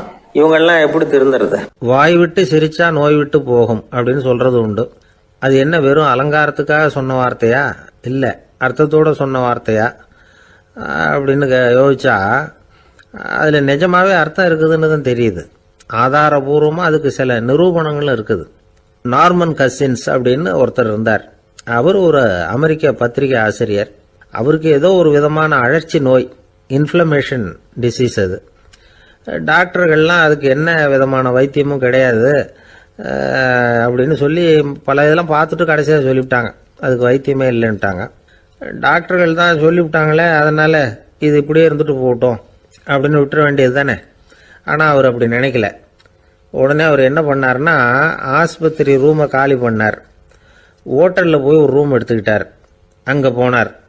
தினமும் அவருக்கு பிடிச்ச தமாஷான படங்களையெல்லாம் டிவியில் போட்டு பார்த்துக்கிட்டு இருந்தார். சிரிப்பு வரக்கூடிய புத்தகங்களையெல்லாம் படித்தார். கொஞ்ச நாள் ஆச்சு. அவருக்கு இருந்த தொந்தரவு குணமாக ஆரம்பிச்சிட்டுது. இதை கேள்விப்பட்ட உடனே பழைய டாக்டர்கள்லாம் ஓடி வந்தாங்க. ஓடி வந்து பார்க்குறாங்க. அவர் உடம்பை சோதனை பண்ணி பார்க்குறாங்க. பார்த்தா அவர் உடம்பு குணமாகறதுக்கு உதவியாக இருந்தது சிரிப்பு தான் அப்படிங்கிறத விஞ்ஞானபூர்வமாக அவங்க ஒத்துக்கிட்டாங்களாம். இருந்தாலும் சிரிப்பு எந்த முறையில் எந்த விதத்தில் உதவி பண்ணுது அப்படிங்கிறத இன்னமும் சரியாக புரிஞ்சிக்க முடியல. ஆனாலும் ஒரு சில விஷயங்கள் மட்டும் புரியுது. அது என்னன்னா, சிரிப்பு சுவாசத்தை மேம்படுத்துது, ரத்த அழுத்தத்தை குறைக்குது, உடம்பு குணமாகறதுக்கே உரிய சில ஹார்மோன்கள் அதிகமாக உருவாகி வர்றதுக்கு வழி செய்யுது. இந்த அளவுக்கு தான் சிரிப்போட செயல்பாட்டை நாம் புரிஞ்சிக்க முடியுது. இருந்தாலும் இதை பற்றி கண்டுபிடிக்க வேண்டியது இன்னமும் ஏராளமாக இருக்குது. அதையெல்லாம் விவரமாக கண்டுபிடிக்கிற வரைக்கும் நாம் காத்துக்கிட்டு இருக்க வேண்டியதில்லை. இப்போவே தாராளமாக சிரிக்கலாம். அதில் என்னத்துக்கு சிக்கணும்? காசா பணமா? சிரிப்புன்னா ஹாஹான்னு சத்தம் போட்டு சிரிச்சாதான் உடம்புக்கு நல்லதுன்னு இல்லை. லேசான புன்னகை கூட உடம்புக்கு நல்லது செய்யுமா. லேசாக புன்னகை பூத்தா அந்த சமயத்தில் நாம் எப்படி ஆகுது? நம்ம உடம்பு பூரா அமைதி அடையுதான். இதையும் ஆதாரபூர்வமாக கண்டுபிடிச்சி தான் சொல்கிறாங்க. எப்போவாவது மனசு சங்கடமாக இருக்கிறப்போ கொஞ்சம் முயற்சி பண்ணி முகத்தில் புன்னகையை கொண்டுகிட்டு வந்து பாருங்கள். அதோட சுகம் வந்து உங்களுக்கு அனுபவித்து பார்த்தா தான் தெரியும். கண்ணும் உதடும் மலரும் பொழுது இருக்கிற ஆனந்தமே ஆனந்தம் அப்படிங்கிறாங்க அனுபவித்து பார்த்தவங்க. வாழ்க்கையில் நாம் தமாஷா இருக்கணும்னா அதுக்கு சில வழிகளையும் அவங்க சொல்லி வச்சிருக்கிறாங்க. முதல்ல நீங்கள் உற்சாகமாக இருக்கிறவங்க கூடவே அதிகமாக பழகணும், அவங்க கூடவே அதிக நேரம் இருக்கிறது மாதிரி பார்த்துக்கணும். அழுது வடிகிறவங்ககிட்டயே இருக்கக்கூடாது, அவங்கள அவாய்டு பண்ணுங்க, அவங்கள விட்டு விலகி வந்துடுங்க. உங்கள் முன்னாடி இருக்கிறவர் எப்பவும் மூஞ்சியை தொங்க போட்டுக்கிட்டே இருக்கிறவராக இருந்தால் கொஞ்ச நாளில் உங்கள் முகமும் அப்படியே ஆகிடுமா, ஜாக்கிரதையாக இருக்கணுமா. ரெண்டாவது, எடுத்ததுக்கெல்லாம் சீரியஸ் ஆகிடக்கூடாது, எதையும் நிதானமாக வந்து யோசிக்கணும். அடுத்தவங்க நம்மளை மதிக்கணுங்கிறதுக்காக நாம் பகட்டாக நடந்துக்கிறதுக்கு ஆசைப்படக்கூடாது. உங்களுக்கு பிடிச்ச தமாஷான வீடியோ படங்கள், புத்தகங்கள் இதையெல்லாம் லிஸ்ட்டு போட்டுக்கிட்டு முடிஞ்ச அளவுக்கு வாங்கி சேர்த்து வீட்டுக்குள்ளேயே ஒரு லைப்ரரி உண்டாக்கிக்கலாம். ஒரு பெரிய பிஸ்னஸ்மேன், ரொம்ப வெற்றிகரமாக பிஸ்னஸ் பண்ணுறவராம். அவர் எப்படின்னா அடிக்கடி ரயிலில் பிரயாணம் பண்ணுறப்போ நியூஸ் பேப்பரை வச்சுக்கிட்டு ரொம்ப சுவாரஸ்யமாக படிச்சுக்கிட்டே போகிறான். நியூஸ் பேப்பரில் அப்படி என்ன சுவாரஸ்யமான விஷயம் அப்படின்னு எட்டி பார்த்தா அதுக்குள்ளே ஒரு காமிக் புஸ்தகத்தை வச்சுக்கிட்டு படிச்சுக்கிட்டு இருப்பாராம். என்னங்க அப்படின்னு கேட்டால், என் மனசு லேசாக இருக்கிறதுக்கு இது ரொம்ப உதவியாக இருக்குது அப்படின்பாரான். அது ஒரு பக்கம் இருக்கட்டும். சிரிப்புன்னா எல்லா விதமான தமாஷும் உடம்புக்கு நல்லதுன்னு நினைச்சிடக்கூடாதான். ஜேம்ஸ் கரோல் அப்படிங்கிற அமெரிக்க உளவியல் நிபுணர் என்ன சொல்றாரு தெரியுமா?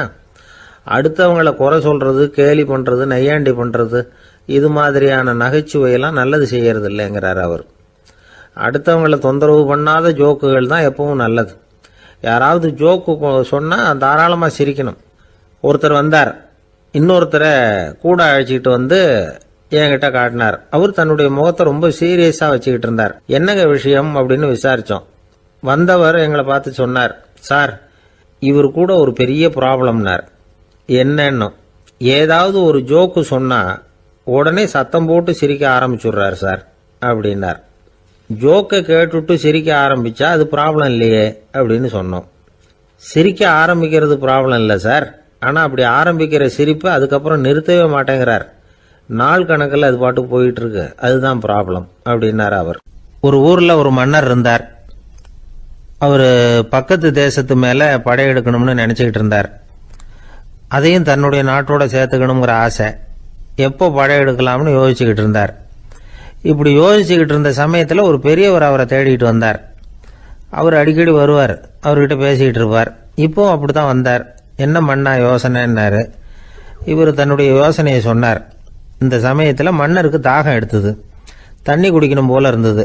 உடனே அங்கே இருந்த ஒரு அரண்மனை பணியாளரை கூப்பிட்டார். போய் கொஞ்சம் தண்ணி கொண்டு வாப்பா அப்படின்னார். அந்த பணியாளர் போனார், ஒரு கோலையில் தண்ணி கொண்டு வந்தார். ராஜா கிட்ட நீட்டினார். ராஜா அதை வாங்கி குடிக்கிறதுக்காக வாயிட்ட கொண்டுட்டு போனார். அந்த நேரம் பார்த்து, மன்னா கொஞ்சம் பொறுங்கன்னார் இந்த பெரியவர். ஆவலோட குடிக்க போன மன்னர் அப்படியே நிறுத்திக்கிட்டு பெரியவரை பார்த்தார். இப்போ அந்த பெரியவர் சொன்னார், மன்னா, இப்போ உங்களை விட வலிமை உள்ள ஒரு சக்தி உங்களுக்கு தண்ணி கொடுக்க மறுத்துடுதுன்னு வைங்க, உங்களை குடிக்க விடாமல் தடுத்துடுது அப்படின்னா, இப்போ இந்த ஒரு கோவளை தண்ணீரை வந்து என்ன விலை கொடுத்து வாங்குவீங்க அப்படின்னு கேட்டார். இப்போ எனக்கு இருக்கிற தாகத்துக்கு என்னுடைய அரசாங்கத்தில் பாதியையாவது கொடுத்து இந்த தண்ணியை வாங்கறதுக்கு தயங்க மாட்டேன்னார் அவர். சரி, இப்போ அந்த தண்ணியை குடிங்கன்னார் பெரியவர். மன்னர் ஆவலோடு அந்த தண்ணியை குடிச்சு முடிச்சார். அதுக்கப்புறம் கொஞ்ச நேரம் தன்னுடைய படையெடுப்பை பற்றி சொல்லிக்கிட்டு இருந்தார். கொஞ்ச நேரம் கழித்து மறுபடியும் இந்த பெரியவர் கேட்டார், மன்னா, இப்போ நீங்கள் ஒரு கோவளை தண்ணீரை வந்து குடிச்சு முடிச்சுட்டீங்க. இப்போ அந்த தண்ணீர் உங்கள் உடம்பை விட்டு வெளியில் வரக்கூடிய பாதை அடப்பட்டு போச்சு அப்படின்னு வச்சுங்க, அதை வெளியேற்றுவதற்காக நீங்கள் எவ்வளவு செலவழிப்பீங்க அப்படின்னு கேட்டார். மன்னர் யோசனை பண்ணார். அப்படி ஒரு நிலைமை ஏற்பட்டு போச்சுன்னா என்னுடைய அரசாங்கம் பூராவையும் அதுக்கு ஈடாக தர்றதுக்கு கூட தயங்க மாட்டேன்னார். இப்போ அந்த பெரியவர் சொன்னார், எந்த அரசாங்கத்தின் மதிப்பு ஒரு கோவளை தண்ணீர் அளவுக்கு கூட இல்லையோ அந்த அரசாங்கத்தை அடையணுங்கிற பேராசையில் மனிதர்கள் தங்களுடைய சகோதரர்கள் கூடவே சண்டை போட்டுக்கிறாங்களே, அதில் ஏதாவது அர்த்தம் இருக்குதா அப்படின்னாராம். மன்னருக்கு இப்போதான் அர்த்தம் புரிஞ்சுதான். மனசில் தெளிவு உண்டாச்சு. தன் மனசுக்குள்ளே உண்டான வெறியை விரட்டி அடிச்சு விட்டார். அதுக்கப்புறம் நிம்மதியாக ஆட்சி புரிஞ்சார். இப்படி ஒரு கதை. உயிருக்கு என்ன விலை கொஞ்சம் யோசனை பண்ணி பாருங்கள். ஆனால் அது இப்போ எவ்வளோ மலிவாக போயிட்டுது, அதையும் யோசனை பண்ணி பாருங்களேன். ஆசை வந்து பேராசையாக மாறுது, அப்புறம் அது வெறியாக ஆகுது, அதுக்கப்புறம் பைத்தியம் முடியுது. இந்த காலத்து மனிதர்களுக்கு 2 விதமான பைத்தியம் பிடிச்சிருக்கிறதாக ஒரு பெரியவர் சொல்றார். ஒன்று பணம், இன்னொன்று அதிகாரம். இதெல்லாம் எவ்வளவு காலத்துக்கு நீடிக்கும்? ஒரு சர்வாதிகார நாட்டில் 3 பேர் ஜெயிலில் இருட்டு அறையில் பேசிக்கிட்டு இருக்கிறாங்க. நீ எப்படி இந்த ஜெயிலுக்கு வந்த அப்படின்னு ஒருத்தர் கேட்டாராம். இந்த நாட்டு ராஜாவை ஆதரித்து நான் பிரச்சாரம் பண்ணினேன், அதனால் கூட்டத்தில் தகராறு வந்துட்டுது, கலவரமாக போச்சு, அதுக்கு நான் தான் காரணம்னு அரெஸ்ட் பண்ணி இங்கே கொண்டாந்து போட்டாங்க அப்படின்னாராம் அவர். சரி, நீ எப்படி இங்கே வந்த அப்படின்னு இன்னொருத்தரை பார்த்து கேட்டிருக்கார். நான் இந்த நாட்டு ராஜாவை எதிர்த்து பிரச்சாரம் பண்ணேன், அதனால் கலவரம், அரெஸ்ட் பண்ணி கொண்டாந்து போட்டாங்கன்னார். சரிப்பா, நீ எப்படி அங்கே வந்த அப்படின்னு 3வது ஆளை பார்த்து இவங்க கேட்டாங்களாம். இதுக்கு அந்த ஆள் மெதுவாக வெளிச்சத்துக்கு வந்து நான் தான் இந்த நாட்டு ராஜா அப்படின்னாராம். ஒரு நண்பர் ஆனந்தமாக சிகரெட் பிடிச்சிக்கிட்டு இருந்தார். இந்த பழக்கத்தை விட்டுவிடுங்களேன் அப்படின்னு சொல்லி பார்த்தோம். விட்டுடலாம்னு தான் பார்க்குறேன், ஆனால் முடியலையேன்னார். மனசு வச்சா எல்லாம் முடியும் அப்படின்னோம். அவர் கொஞ்ச நேரம் யோசனை பண்ணார். அப்புறம் சொன்னார், சரி சார், இதுதான் நான் பிடிக்கிற கடைசி சிகரெட் அப்படின்னு சொல்லி ரொம்ப அழுத்தமாக புகையை உள்ளுக்கு இழுத்தார். அதுக்கப்புறம் அந்த துண்டு சிகரெட்டை வீசி எறிஞ்சுட்டார். ஒருத்தர் இது மாதிரி தீர்மானம் பண்ணி தன்னுடைய கடைசி சிகரெட்டை தூக்கி எறிஞ்சுட்டாருன்னா அது ஒரு பெரிய விஷயம்தான். அதுக்கு பிறகு அவர் உடம்புல படிப்படியாக என்னென்ன மாற்றங்கள் நடக்கும் அப்படிங்கிறத பற்றி ஒரு விவர பட்டியலே வெளியிட்டிருக்கிறாங்க. அது என்ன விவரம் தெரியுமா? ஒருத்தர் புகைப்பிடிக்கிற பழக்கத்தை நிறுத்துறாருன்னு வச்சுங்க. அப்படி அவர் நிறுத்தின 20 நிமிடங்களுக்குள்ள உயர் ரத்த அழுத்தம், உடல் வெப்பம், நாடி துடிப்பு இதெல்லாம் சரியான நிலைமைக்கு வந்துடுதான். 8 மணி நேரத்துக்குள்ள இந்த ஸ்மோக்கர்ஸ் பிரீத் அப்படிங்கிற தன்மை மறைஞ்சிருதான். ரத்தத்தில் உள்ள கார்பன் மோனாக்சைடு அளவு குறையுதான், ஆக்சிஜன் அளவு கூடுதான், சரியான அளவுக்கு வந்துடுதான். ஒருத்தர் கடைசி சிகரெட்டை தூக்கி எறிஞ்சுட்டார்னா 24 மணி நேரத்துக்குள்ள மாரடைப்பு ஏற்படுறதுக்கான வாய்ப்பு குறைஞ்சுடுதான். 48 மணி நேரத்துக்குள்ள உணர்வு நரம்புகளின் முனைப்பகுதிகள் மறுபடியும் ஒன்று சேர்ந்துருதான். அதனால நாக்கு சுவை உணர்வு, மூக்கின் முகரும் சக்தி இதெல்லாம் மேம்படுதான், நல்ல நிலைமைக்கு வந்துடுதான். சிகரெட்டை நிறுத்தின 3 நாளுக்குள்ள மூச்சு விடுறது சுலபமாயிடுதான். இப்படி அவங்க பட்டியல் நிறைய சொல்றாங்க. 2 அல்லது 3 மாசத்துக்குள்ள என்ன ஆகும் தெரியுமா? ரத்த ஓட்டம் மேம்படுது, நடக்கிறது சுலபமாயிடுது. நுரையீரல் கொள்ளளவு 30% அதிகரிக்குது. 1லிருந்து 9 மாசத்துக்குள்ள சுவாச குறைபாடுகள் நீங்குது. நுரையீரலில் இருக்கக்கூடிய இந்த அசுத்தம் வடிகட்டும் திசுக்கள் சரியா வேலை செய்ய ஆரம்பிச்சிருது. 1 வருஷத்துக்குள்ள இந்த இதய அழுத்த நோய்க்கான வாய்ப்பு பாதியா குறைஞ்சிருது. இந்த சிகரெட்டை நிறுத்தின 5 வருஷத்துக்குள்ள ஒரு நாளைக்கு 1 பாக்கெட் சிகரெட் பிடிக்கிறவர்களில் நுரையீரல் புற்றுநோயினால சாகிறவர்கள் எண்ணிக்கை பாதியா குறைஞ்சிருது. புற்றுநோய் செல்கள் சீரமைக்கப்படுது. ஆக ஒருத்தர் புகைக்கிறத விட்டுணும்னு தீர்மானம் பண்ணி தன் கையில் இருக்கிற சிகரெட்டை இதுதான் கடைசின்னு சொல்லி தூக்கி எறிஞ்சுட்டா அதுக்கப்புறம் படிப்படியா இவ்வளவு நன்மைகளும் மாற்றங்களும் ஏற்படுறதாக இந்த அமெரிக்கன் கேன்சர் சொசைட்டி தெரிவிச்சிருக்குது. அதனால புகைப்பழக்கம் உள்ளவங்க இதையெல்லாம் கொஞ்சம் யோசிச்சு பார்த்து அந்த பழக்கத்தை விட்டு விடுறது ரொம்ப நல்லது. ஆனால் அதையெல்லாம் நாம சொன்னா யாரு கேட்கறாங்க? என்னுடைய நண்பர் ஒருத்தர் புகைப்பழக்கம் உள்ளவர், அவர் என்கிட்ட சொன்னார், சார், சிகரெட் பிடிக்கிற பழக்கத்தை விட்டு விடுறது என்னை பொறுத்த வரைக்கும் ஒன்றும் பெரிய கஷ்டமான செயல் இல்லை, அது ரொம்ப சுலபம் அப்படின்னார். எப்படி சொல்றீங்கன்னு கேட்டேன். நான் ஏற்கனவே 20 தடவை அந்த பழக்கத்தை விட்டுருக்கேன் சார் அப்படின்னார் ரொம்ப பெருமையா. ஒரு குழந்தை பிறந்துதான் ஒரு வீட்டில். அந்த குழந்தைக்கு என்ன பேர் வைக்கிறதுங்கிறது ஒரு தகராறு. இந்த குழந்தைக்கு என்ன பேர் வைக்கிறதுங்கிறதுல தகராறு வந்துடுது. யாரு? கணவனுக்கும் மனைவிக்கும். அவன் என்ன சொல்றான், எங்க அப்பா பேரை தான் வைக்கணுங்கிறான் அவன். இந்த அம்மா என்ன சொல்லுது, இல்லை எங்க அப்பா பேரை தான் வைக்கணும் அப்படிங்குது. காலையிலேருந்து சண்டை, தகராறு.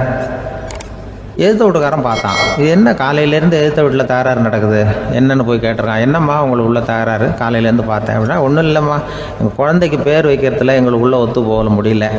நான் எங்கள் அப்பா பேரை வைக்கணுங்கிறேன், அந்த அம்மா அவங்க அப்பா பேரை வைக்கணுங்குது. அதுதான் எங்களால் குடும்பத்தில் ஒரு நிம்மதி இல்லாமல் இருக்கிறோம், தகராறு பண்ணிகிட்ருக்கோம் அப்படின்னு நானா. அப்போ எதிர்த்த வீட்டுக்காரன் சொல்லியிருக்கான், எதிர்த்த வீட்டுக்காரன்னு நான் எதுக்கு இருக்கிறேன், நான் பஞ்சாயத்து பண்ணி வைக்கிறேன்.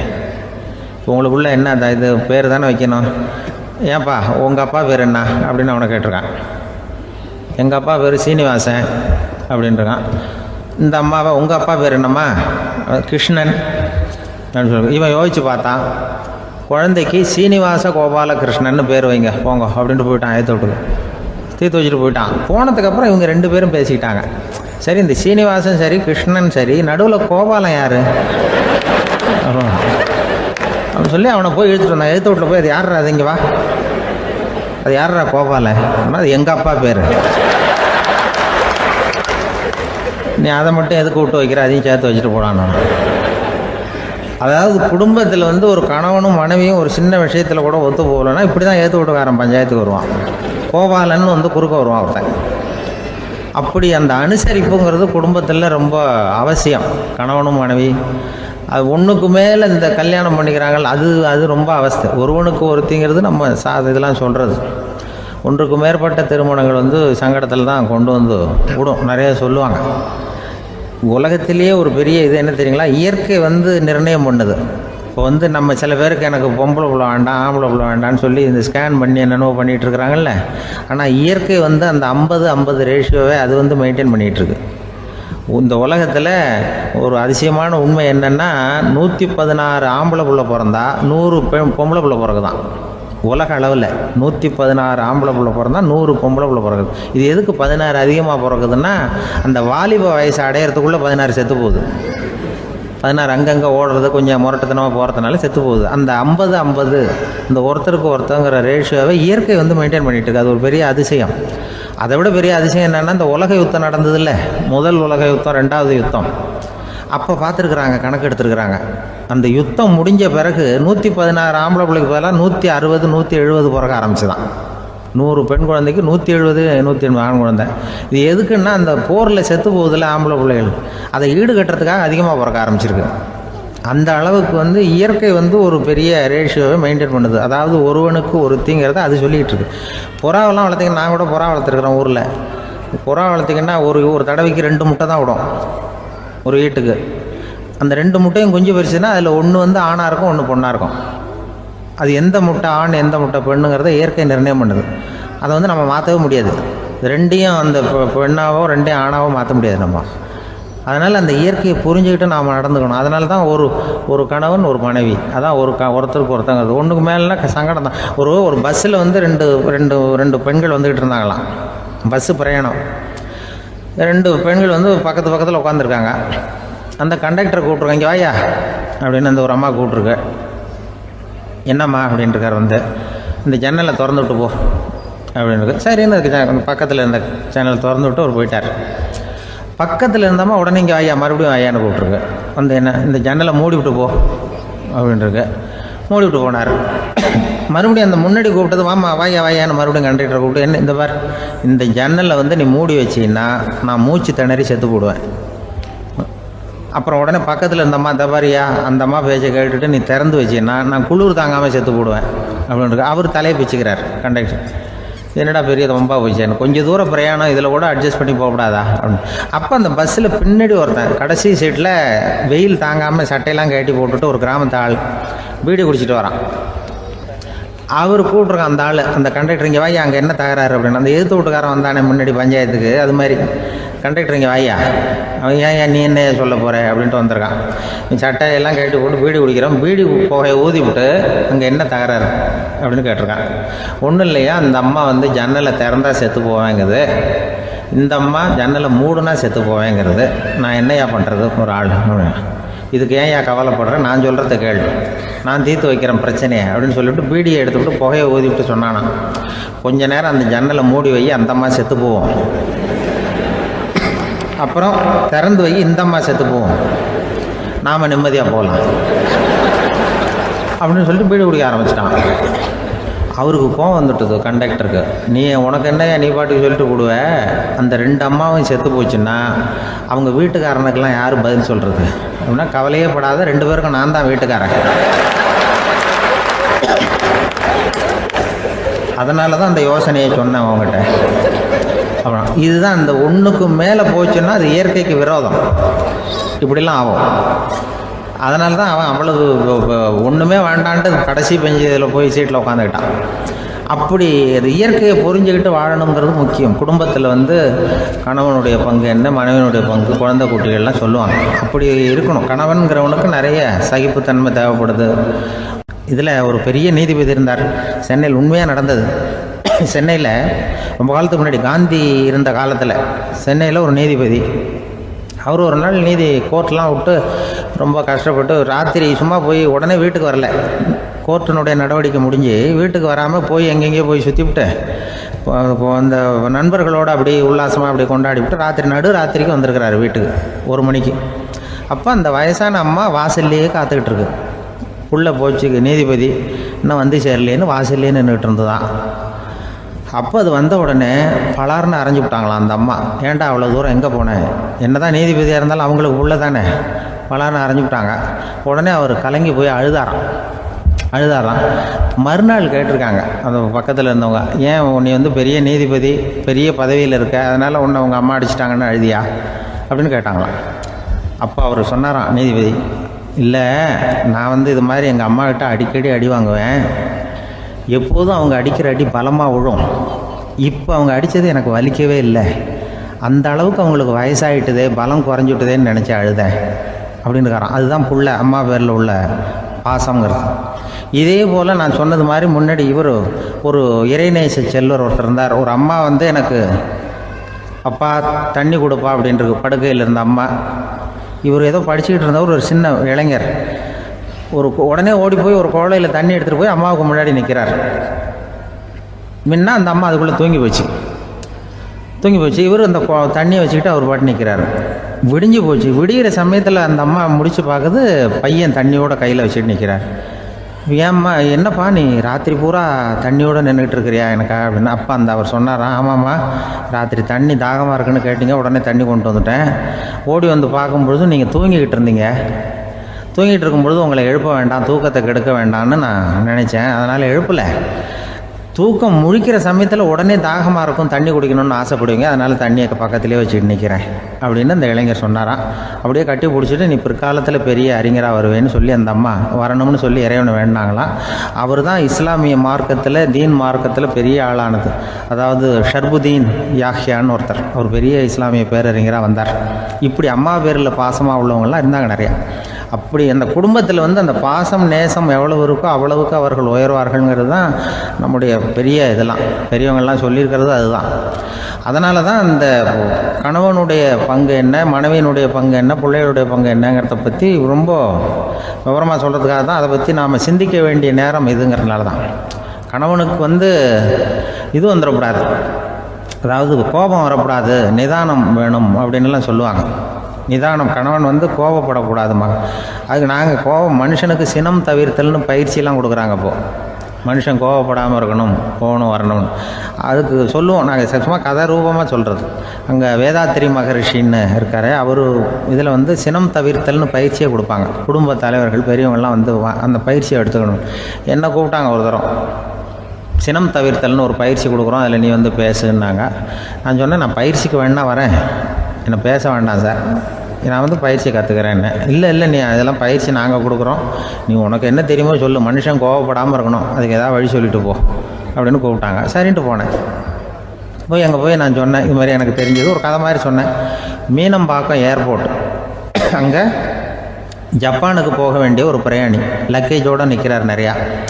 இதை வாங்கி பிளேனில் ஏற்றக்கூடிய ஒரு தொழிலாளி அவர்கிட்ட ஒரு சண்டை போடுறார், அடிக்க போகிறார், திட்டுறாரு, கண்டாமலான்னு திட்டுறார். அவர் இதை ஒருத்தர் பார்த்துக்கிட்டே இருக்கார். அந்த சினம் தவிர்த்தல் பயிற்சி கொடுக்குற பேராசிரியர் ஒருத்தர் பார்த்துக்கிட்டே இருக்கார். இது எப்படி இவன் இந்த ஆள் அவ்வளவு கோபமாக அடிக்க போகிறான், திட்டுறான் அந்த பெரிய மனுஷன், இவர் பதிலுக்கு அவர் திட்டவே இல்லையே. அந்த தொழிலாளி சிரிச்சுக்கிட்டே சரி சார் அப்படின்னுட்டே இருக்கான். இவர் லக்கேஜை வாங்கி பிளேனில் ஏற்றுற தொழிலாளி இப்போ கண்ணாவுடனே அடிக்க போகிறான், திட்டுறான், முகம் செவந்து போச்சு. இவருக்கு என்ன ஆச்சரியம்னா, இந்த ஆள் இவ்வளவு கோவப்படுறான், அதை வாங்கி அந்த தொழிலாளி கொஞ்சம் கூட முகத்தில் கோபமே படலையே, சிரித்த முகத்தோடு இருக்கானே, இவன் வந்து நமக்கு பயிற்சி வகுப்பு எடுக்கலாம் போல இருக்கே அப்படின்னு இவர் நினச்சிட்டார். ரொம்ப நேரம் அவர் கத்திக்கிட்டு இருந்தார். சரி சார்ன்ட்டு அதை வாங்கிட்டு அவர் போயிட்டார். போனதுக்கப்புறம் அவர் இந்த ஆள் அப்புறம் பிளேன் வந்தது, ஏறி அவர் போயிட்டார், ஜப்பானுக்கு போயிட்டார். அதுக்கப்புறம் இந்த சினம் தவிர்த்தல் பேராசிரியர் ஓடி போய் அந்த தொழிலாளியை பிடிச்சி கொண்டு வந்தார். இந்த பாருப்பா, நான் வந்து காலையிலேருந்து பார்த்துக்கிட்டு இருக்கேன், அந்த ஆள் உன்னை அடிக்க வந்தான், திட்ட வந்தான், இவ்வளவு கோவப்படுறான், உனக்கு பதிலுக்கு நீ கோவமே படலையே, உனக்கு கோவமே வராதா, அது எப்படி நீ சினம் தவிர்க்கிறது, எப்படி உனக்கு கோவமே வரலையா அப்படின்னு கேட்டிருக்கார். அப்போ அந்த தொழிலாளி சொன்னாராம், அப்படி இல்லை சார், மனுஷன்னு பிறந்தால் கோவம் படாமல் இருக்க முடியாது, எல்லாருக்கும் கோவம் வரும், அது அவங்கவுங்க வழியில் டீல் பண்ணுவாங்க, நான் அதை என் வழியில் டீல் பண்ணேன், அவ்வளோதான். அப்போ அவர் திட்டும் பொழுது உனக்கு கோபம் வந்தது தானே? வந்தது சார். அப்போ அது எப்படி டீல் பண்ணேன்னு கேட்டிருக்காரு. அப்போ இவன் சொன்னான், ஒன்றும் இல்லை சார், அந்த அந்த பிரயாணி வந்து இப்போ ஜப்பானுக்கு போயிட்டுருக்கார், அவர் லக்கேஜெலாம் அமெரிக்கா போயிட்டுருக்கு.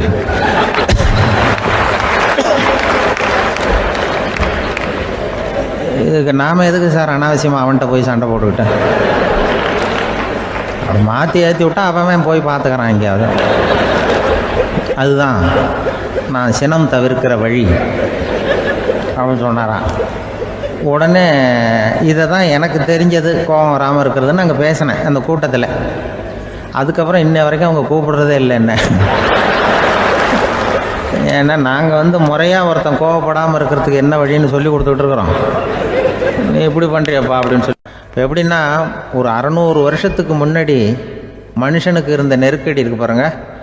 ஒரு 600 வருஷத்துக்கு முன்னாடி மனுஷனுக்கு எவ்வளோ நெருக்கடி இருந்ததோ அதுபோல் 40 பங்கு இப்போ அதிகமாகிட்டு தான் கண்டுபிடிச்சி சொல்லியிருக்கிறாங்க.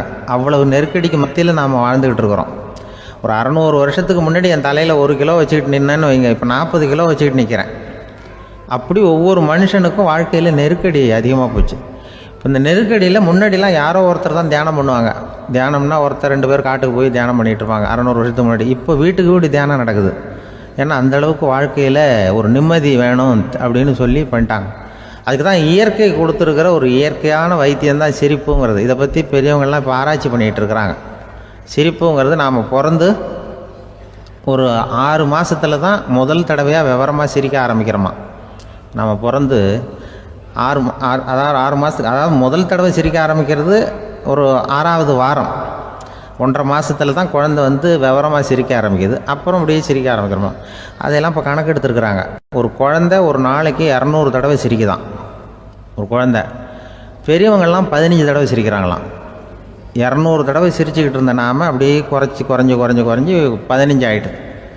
அதனால தான் இருதய நோயெல்லாம் வருது, ஹார்ட் அட்டாக்லாம் வருதுன்னு கண்டுபிடிச்சிருக்கிறாங்க. 200 சிரிப்புக்கு வந்து அது வந்து இயல்புத்தன்மை, மனுஷனுடைய இயல்புத்தன்மை சிரிக்கிறது. அதுக்கு ஜோக்கே தேவைப்படாது. ஆனால் இப்போ காலங்காலமாக நாம் என்ன போதிக்கப்பட்டு வந்திருக்கிறோம்னா, சிரிப்புங்கிறது ஒரு பாவமான செயல். ஒரு முதலாளிக்கு முன்னாடி தொழிலாளி சிரித்தா மரியாதை குறைச்சல், ஒரு கணவனுக்கு முன்னாடி மனைவி சிரித்தா மரியாதை குறைச்சல், அது மாதிரி ஒரு வாத்தியாருக்கு முன்னாடி பையன் சிரித்தா மரியாதை குறைச்சல், ஒரு ஆஃபீஸருக்கு முன்னாடி பியூனு சிரித்தா மரியாதை குறைச்சல், இப்படின்னு சொல்லி சிரிப்புங்கிறது ஏதோ மரியாதை குறைவான செயல்னு காலங்காலமாக நாம் போதிக்கப்பட்டு வந்திருக்கிறோம். இப்போ மரபு ரீதியாகவே அந்த சிரிப்பு வந்து நம்மகிட்ட சிறைப்பட்டு தான், அடங்கி போச்சு. அந்த சிறைப்பட்டு இருக்கிற சிரிப்பை வெளியில் கொண்டு வர்றதுக்கு தான் ஜோக்குன்னு ஒரு சாவியை போட வேண்டியிருக்கு. வேறு இந்த ஜோக்குக்கும் சிரிப்புக்கும் சம்மந்தம் இல்லை. அதை ஏற்கனவே இருக்கிறத வெளில கொண்டு வரதுக்கு ஒரு சாவி மாதிரி உபயோகப்படுதுன்னு இப்போ அதை பற்றி ஆராய்ச்சி பண்ணுறவங்களாம் சொல்கிறாங்க. ஏன்னா சிரிப்புக்கு ஜோக்கு தேவைப்படாது. இப்போ ஒரு குழந்தை தொட்டிலில் படுத்துருக்குன்னு வைங்களேன், குழந்தை தொட்டிலில் இருக்குது, அது முகத்துக்கிட்ட போய் ஒரு கிளுகிழுப்பை ஆட்டுங்க சிரிக்கும். அந்த கிளுகிழுப்பை சத்தமே சிரிக்க வைக்கிறதுல அதுதான் மனுஷனுடைய இயல்புத்தன்மை. அது என்ன ஜோக்காது? சத்தம். ஒரு கிளுகிழுப்பையை கொண்டு போய் குழந்தை முகத்துக்கிட்ட ஆட்டினா சிரிக்குதே, அதுதான் இயல்புத்தன்மை. அதே கிளுகிழுப்பையை ஒரு தாத்தா மூஞ்சிக்கிட்ட ஆட்டுங்க, கோவம் வந்துடும், அடிக்க வருவார். என்னடா விளையாட்டு இது அப்படிமாரு. ஏன்னா அவர் சிரிச்சுக்கிட்டு இருந்தவர், அப்படி இருந்தவர் ஒரு காலத்தில். ஒரு கிளுகிழுப்பைக்கு சிரித்தவர் ஒரு காலத்தில் இப்போ கோவப்படுறாருன்னா அந்த அளவுக்கு நம்ம மாறி போயிட்டே வந்துக்கிட்டு இருக்கிறோம்.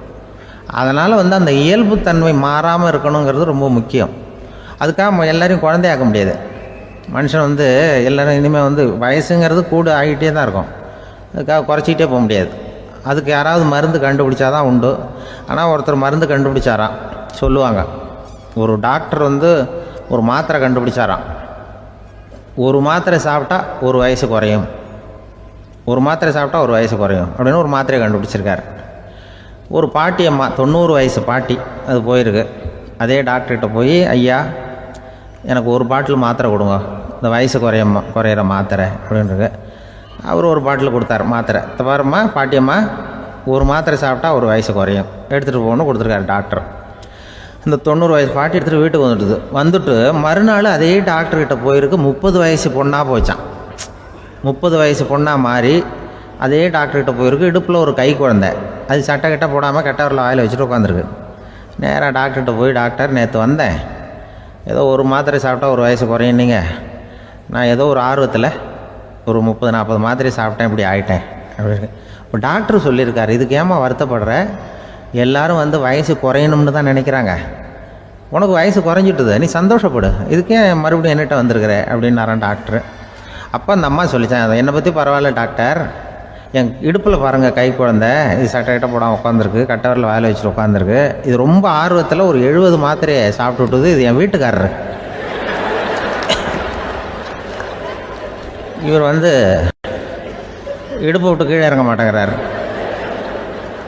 நான் எதையாவது கொடுத்து இனிமேதான் வயசை கூட்டி இறக்கி விடுங்க டாக்டர் அப்படின்னு தான். அவர் ஏதோ நமக்கு இதுக்கும் சம்மந்தம் இல்லைங்கிறது மாதிரி கட்டாரில் வச்சுட்டு அவர் பாட்டு உட்காந்துருக்கார். ஏதோ நமக்கு இந்த உலகமே இல்லை, நமக்கு சம்மந்தம் இல்லைங்கிற மாதிரி உட்காந்துருக்காரு. இப்படியே நான் தூக்கிட்டு எங்கே அலையிறது இதை அப்படின்னு தான். அதனால் வயசை குறைக்கிறது இயற்கைக்கு விரோதமாக நாம் பண்ண முடியாது. ஆனால் இந்த இயல்புத்தன்மை மாறாமல் வச்சுக்கலாம். குழந்தை மாதிரி மாற முடியாதே தவிர அந்த குழந்தை தன்மையோடு வாழறதுக்கு கற்றுக்கணும். அதுதான் வாழ்க்கையில் இன்பமாக வாழறதுக்கு வழி. குழந்தைத்தனமாக இருக்கக்கூடாது, குழந்தை தன்மையோடு இருக்கணும்னு சொல்லுவாங்க. குழந்தை தன்மைங்கிறது வேறு, குழந்தைத்தனம்ங்கிறது வேறு. அப்படி ஒரு மாத்திரை கண்டுபிடிச்சிட்டா இப்போ யாராவது ஒருத்தவங்க இடுப்பில் குழந்தைய தூக்கிட்டு போனால் போய் கேட்கணும், ஏம்மா இது ஏன் வீட்டுக்காரரா உன் குழந்தையா அப்படின்னு கேட்டு அதுக்கப்புறம் அவருக்கு வணக்கம் சொல்லணும். இப்படிலாம் ஆகிடும் நிலைமை. இயற்கையை நம்ம மாற்ற முடியாது. அதுக்கு தகுந்தாப்புல தான் நாம் பண்ணணும். குழந்தை தன்மையோடு வாழறதுக்கு குடும்பத்தில் குழந்தை தன்மைங்கிறது எப்படின்னா, இப்போ சில பேருக்கு அந்த குழந்தைத்தன்மை உண்டு.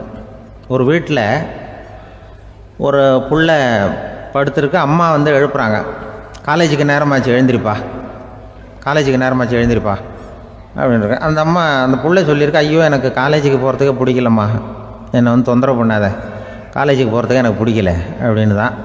அப்போ அந்த அம்மா சொல்லியிருக்கு, ஏன் உனக்கு காலேஜுக்கு போகிறதுக்கு பிடிக்கல, கல்லூரிக்கு போகிறதுக்கு, அதுக்கு 2 காரணம் சொல்லு அப்படின்னுருக்க. அப்போ அந்த புள்ளை சொல்லித்தான், ஏன் பிடிக்கலன்னா, கல்லூரியில் இருக்கிற வாத்தியாருக்கும் என்னை பிடிக்க மாட்டேங்குது, ஆசிரியர்களுக்கும். 2வது காரணம், கல்லூரியில் படிக்கிற மாணவர்களுக்கும் என்னை பிடிக்கல, அதனால் நான் காலேஜுக்கு போக மாட்டேன்ற குழந்தை புள்ள சொல்லியிருக்கு. அம்மா அப்படிலாம் நீ இதுக்காக போகாமல் இருக்கக்கூடாது, நீ போய் தான் ஆகணும் அப்படின்னு பிடிவாதமாக அந்த அம்மா பிள்ளைய எழுப்புனாங்களாம். சரி, நான் எதுக்கு காலேஜ் போகணும்னு சொல்கிறேன், அதுக்கு நீ 2 காரணம் சொல்லு அப்படின்னு தான் அந்த புள்ள. அப்போ அந்த அம்மா சொன்னாங்களாம், நீ ஏன் காலேஜுக்கு போகணும்னா, முதல் காரணம் உனக்கு வயசு 52, 2வது காரணம் நீ தான் பிரின்சிபால் அப்படின்னு தான். என்ன இருந்தாலும் அவங்க அம்மாவுக்கு அது புள்ள தானே. அதுதான் குழந்தை தன்மைங்கிறது.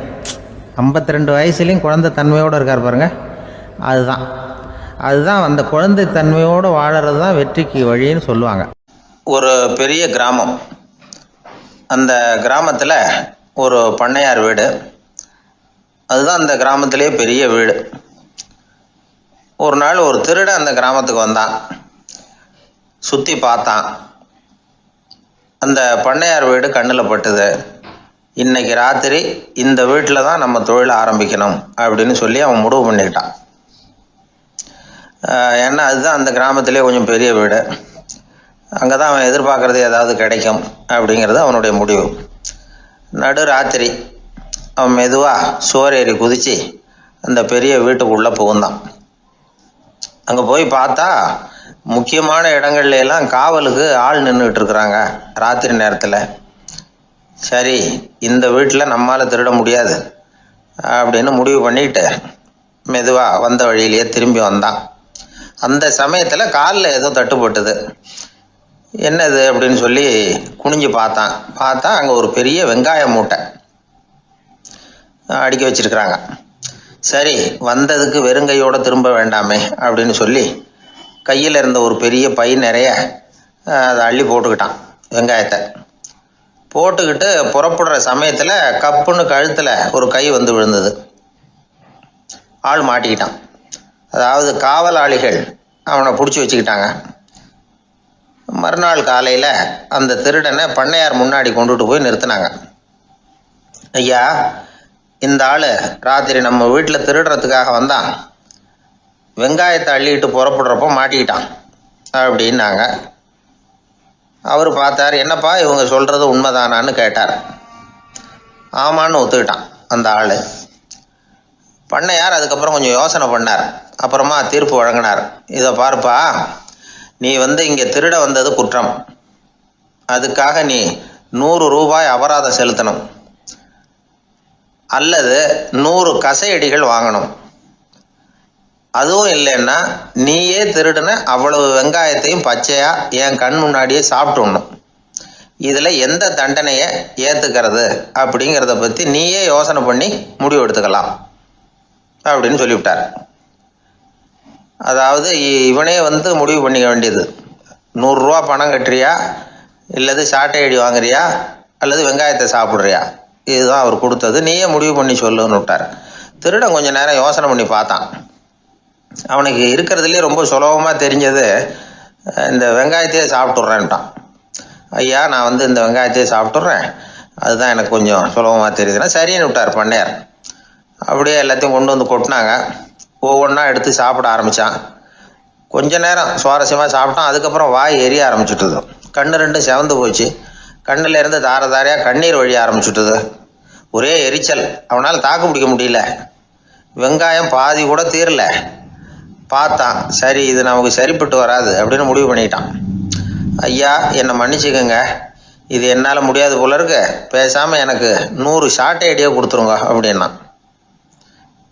அவரும் சரின்னார். சாட்டை அடி விழ ஆரம்பிச்சுது. அதுவும் ஆரம்பத்தில் ஒரு மாதிரியாக இருந்தது. ஒரு 60 அடிகள் விழுற வரைக்கும் தாங்கினான். அதுக்கு மேலே அவனால் முடியல, தாக்கு பிடிக்க முடியல. ஐயா என்னை மன்னிச்சுக்கோங்க அப்படின்னு மறுபடியும் பண்ணையார் காலில் விழுந்தான். ஐயா இதுவும் எனக்கு சரிப்பட்டு வராது போல இருக்கு, பேசாமல் 100 ரூபா அபராதமே கட்டிவிட்றேன் அப்படின்னா.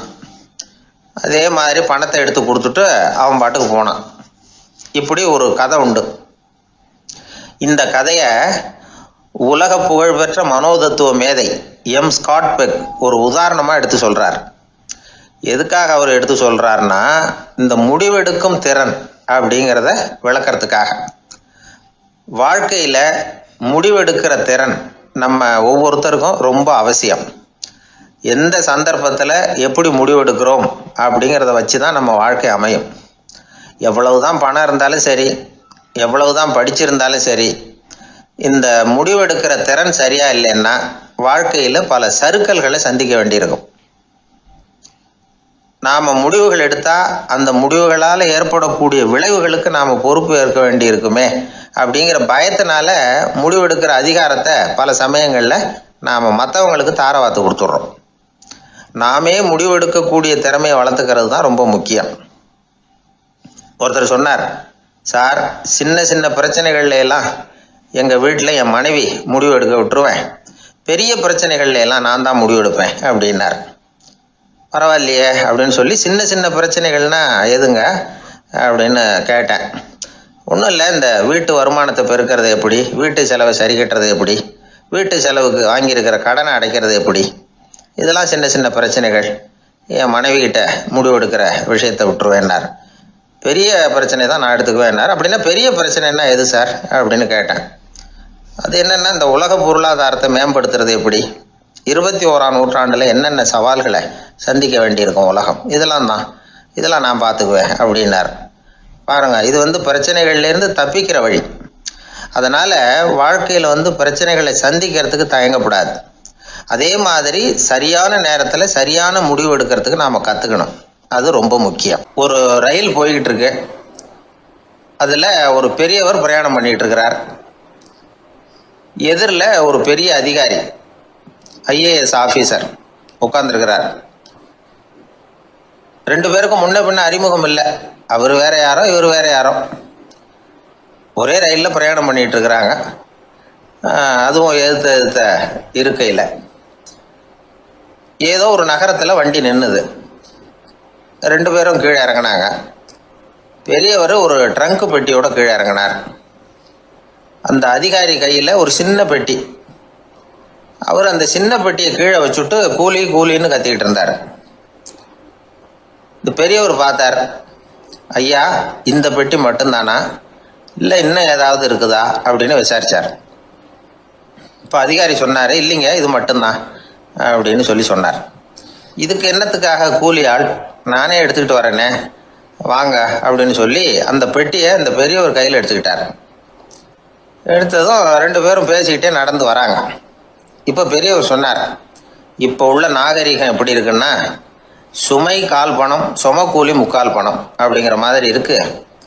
பணத்தை வீணாக்கிறதோட இது கௌரவம்னு வேற நினைக்கிறாங்க அப்படின்னார். அவர் சொல்றது சரிதான். 10 ரூபாய் மதிப்புள்ள ஒரு சுமையை 30 ரூபா கொடுத்து தூக்கிட்டு போவோம். நாமே அதை தூக்குனா நமக்கு கௌரவ குறைச்சல் அப்படின்னு நினைப்போம். இதுதான் நம்ம நிலைமை. ஆனால் அந்த பெரியவர் என்ன சொன்னார் தெரியுமா? நீங்கள் எங்கே போகணுமோ அது வரைக்கும் நானே இதை எடுத்துகிட்டு வரேன் அப்படின்னார். அந்த அதிகாரி பக்கத்தில் உள்ள ஒரு ஹோட்டல் வரைக்கும் போனார். பெரியவரும் அங்கே கொண்டுட்டு போய் பெட்டியை வச்சார். உடனே அந்த பெரிய அதிகாரி அவருக்கு பணம் கொடுக்கறதுக்காக பர்ஸை எடுத்தார். உடனே இவர், ஐயா எனக்கு கூலி எதுவும் வேணாம், உங்களுக்கு சேவை செய்கிறது என்னுடைய கடமை, நான் இந்த சேவையை செய்தது பணத்துக்காக இல்லை அன்புக்காக அப்படின்னு சொல்லிவிட்டார். அதுக்கப்புறம் அவர் நன்றினார். 2 பேரும் பிரிஞ்சுட்டாங்க. இது முடிஞ்சது. அன்னைக்கு சாயந்தரம் அங்கே ஒரு பெரிய கூட்டம் நடக்குது. இந்த அதிகாரியும் அந்த கூட்டத்துக்கு போகிறார். மக்கள் கூட்டம் ரொம்ப அதிகம். அதனால் இந்த அதிகாரியும் ஒரு ஓரமாக உட்காந்துக்கிட்டார். அப்புறம் கொஞ்ச நேரத்தில் இந்த முக்கிய விருந்தினர் பேசுறதுக்காக வரார் மேடைக்கு.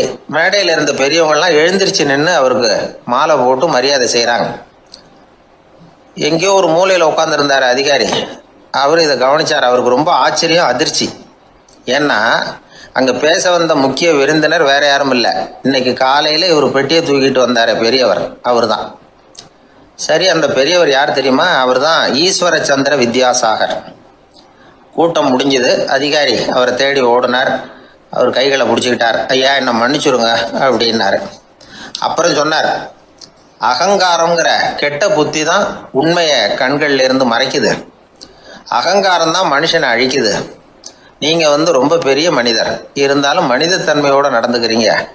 இந்த அன்பு, தயவு, பொறுமை இதெல்லாம் இல்லைன்னா மனிதனாக இருக்கிறதுல என்ன பிரயோஜனம் அப்படின்னு சொல்லிவிட்டு அந்த அதிகாரி போனாராம்.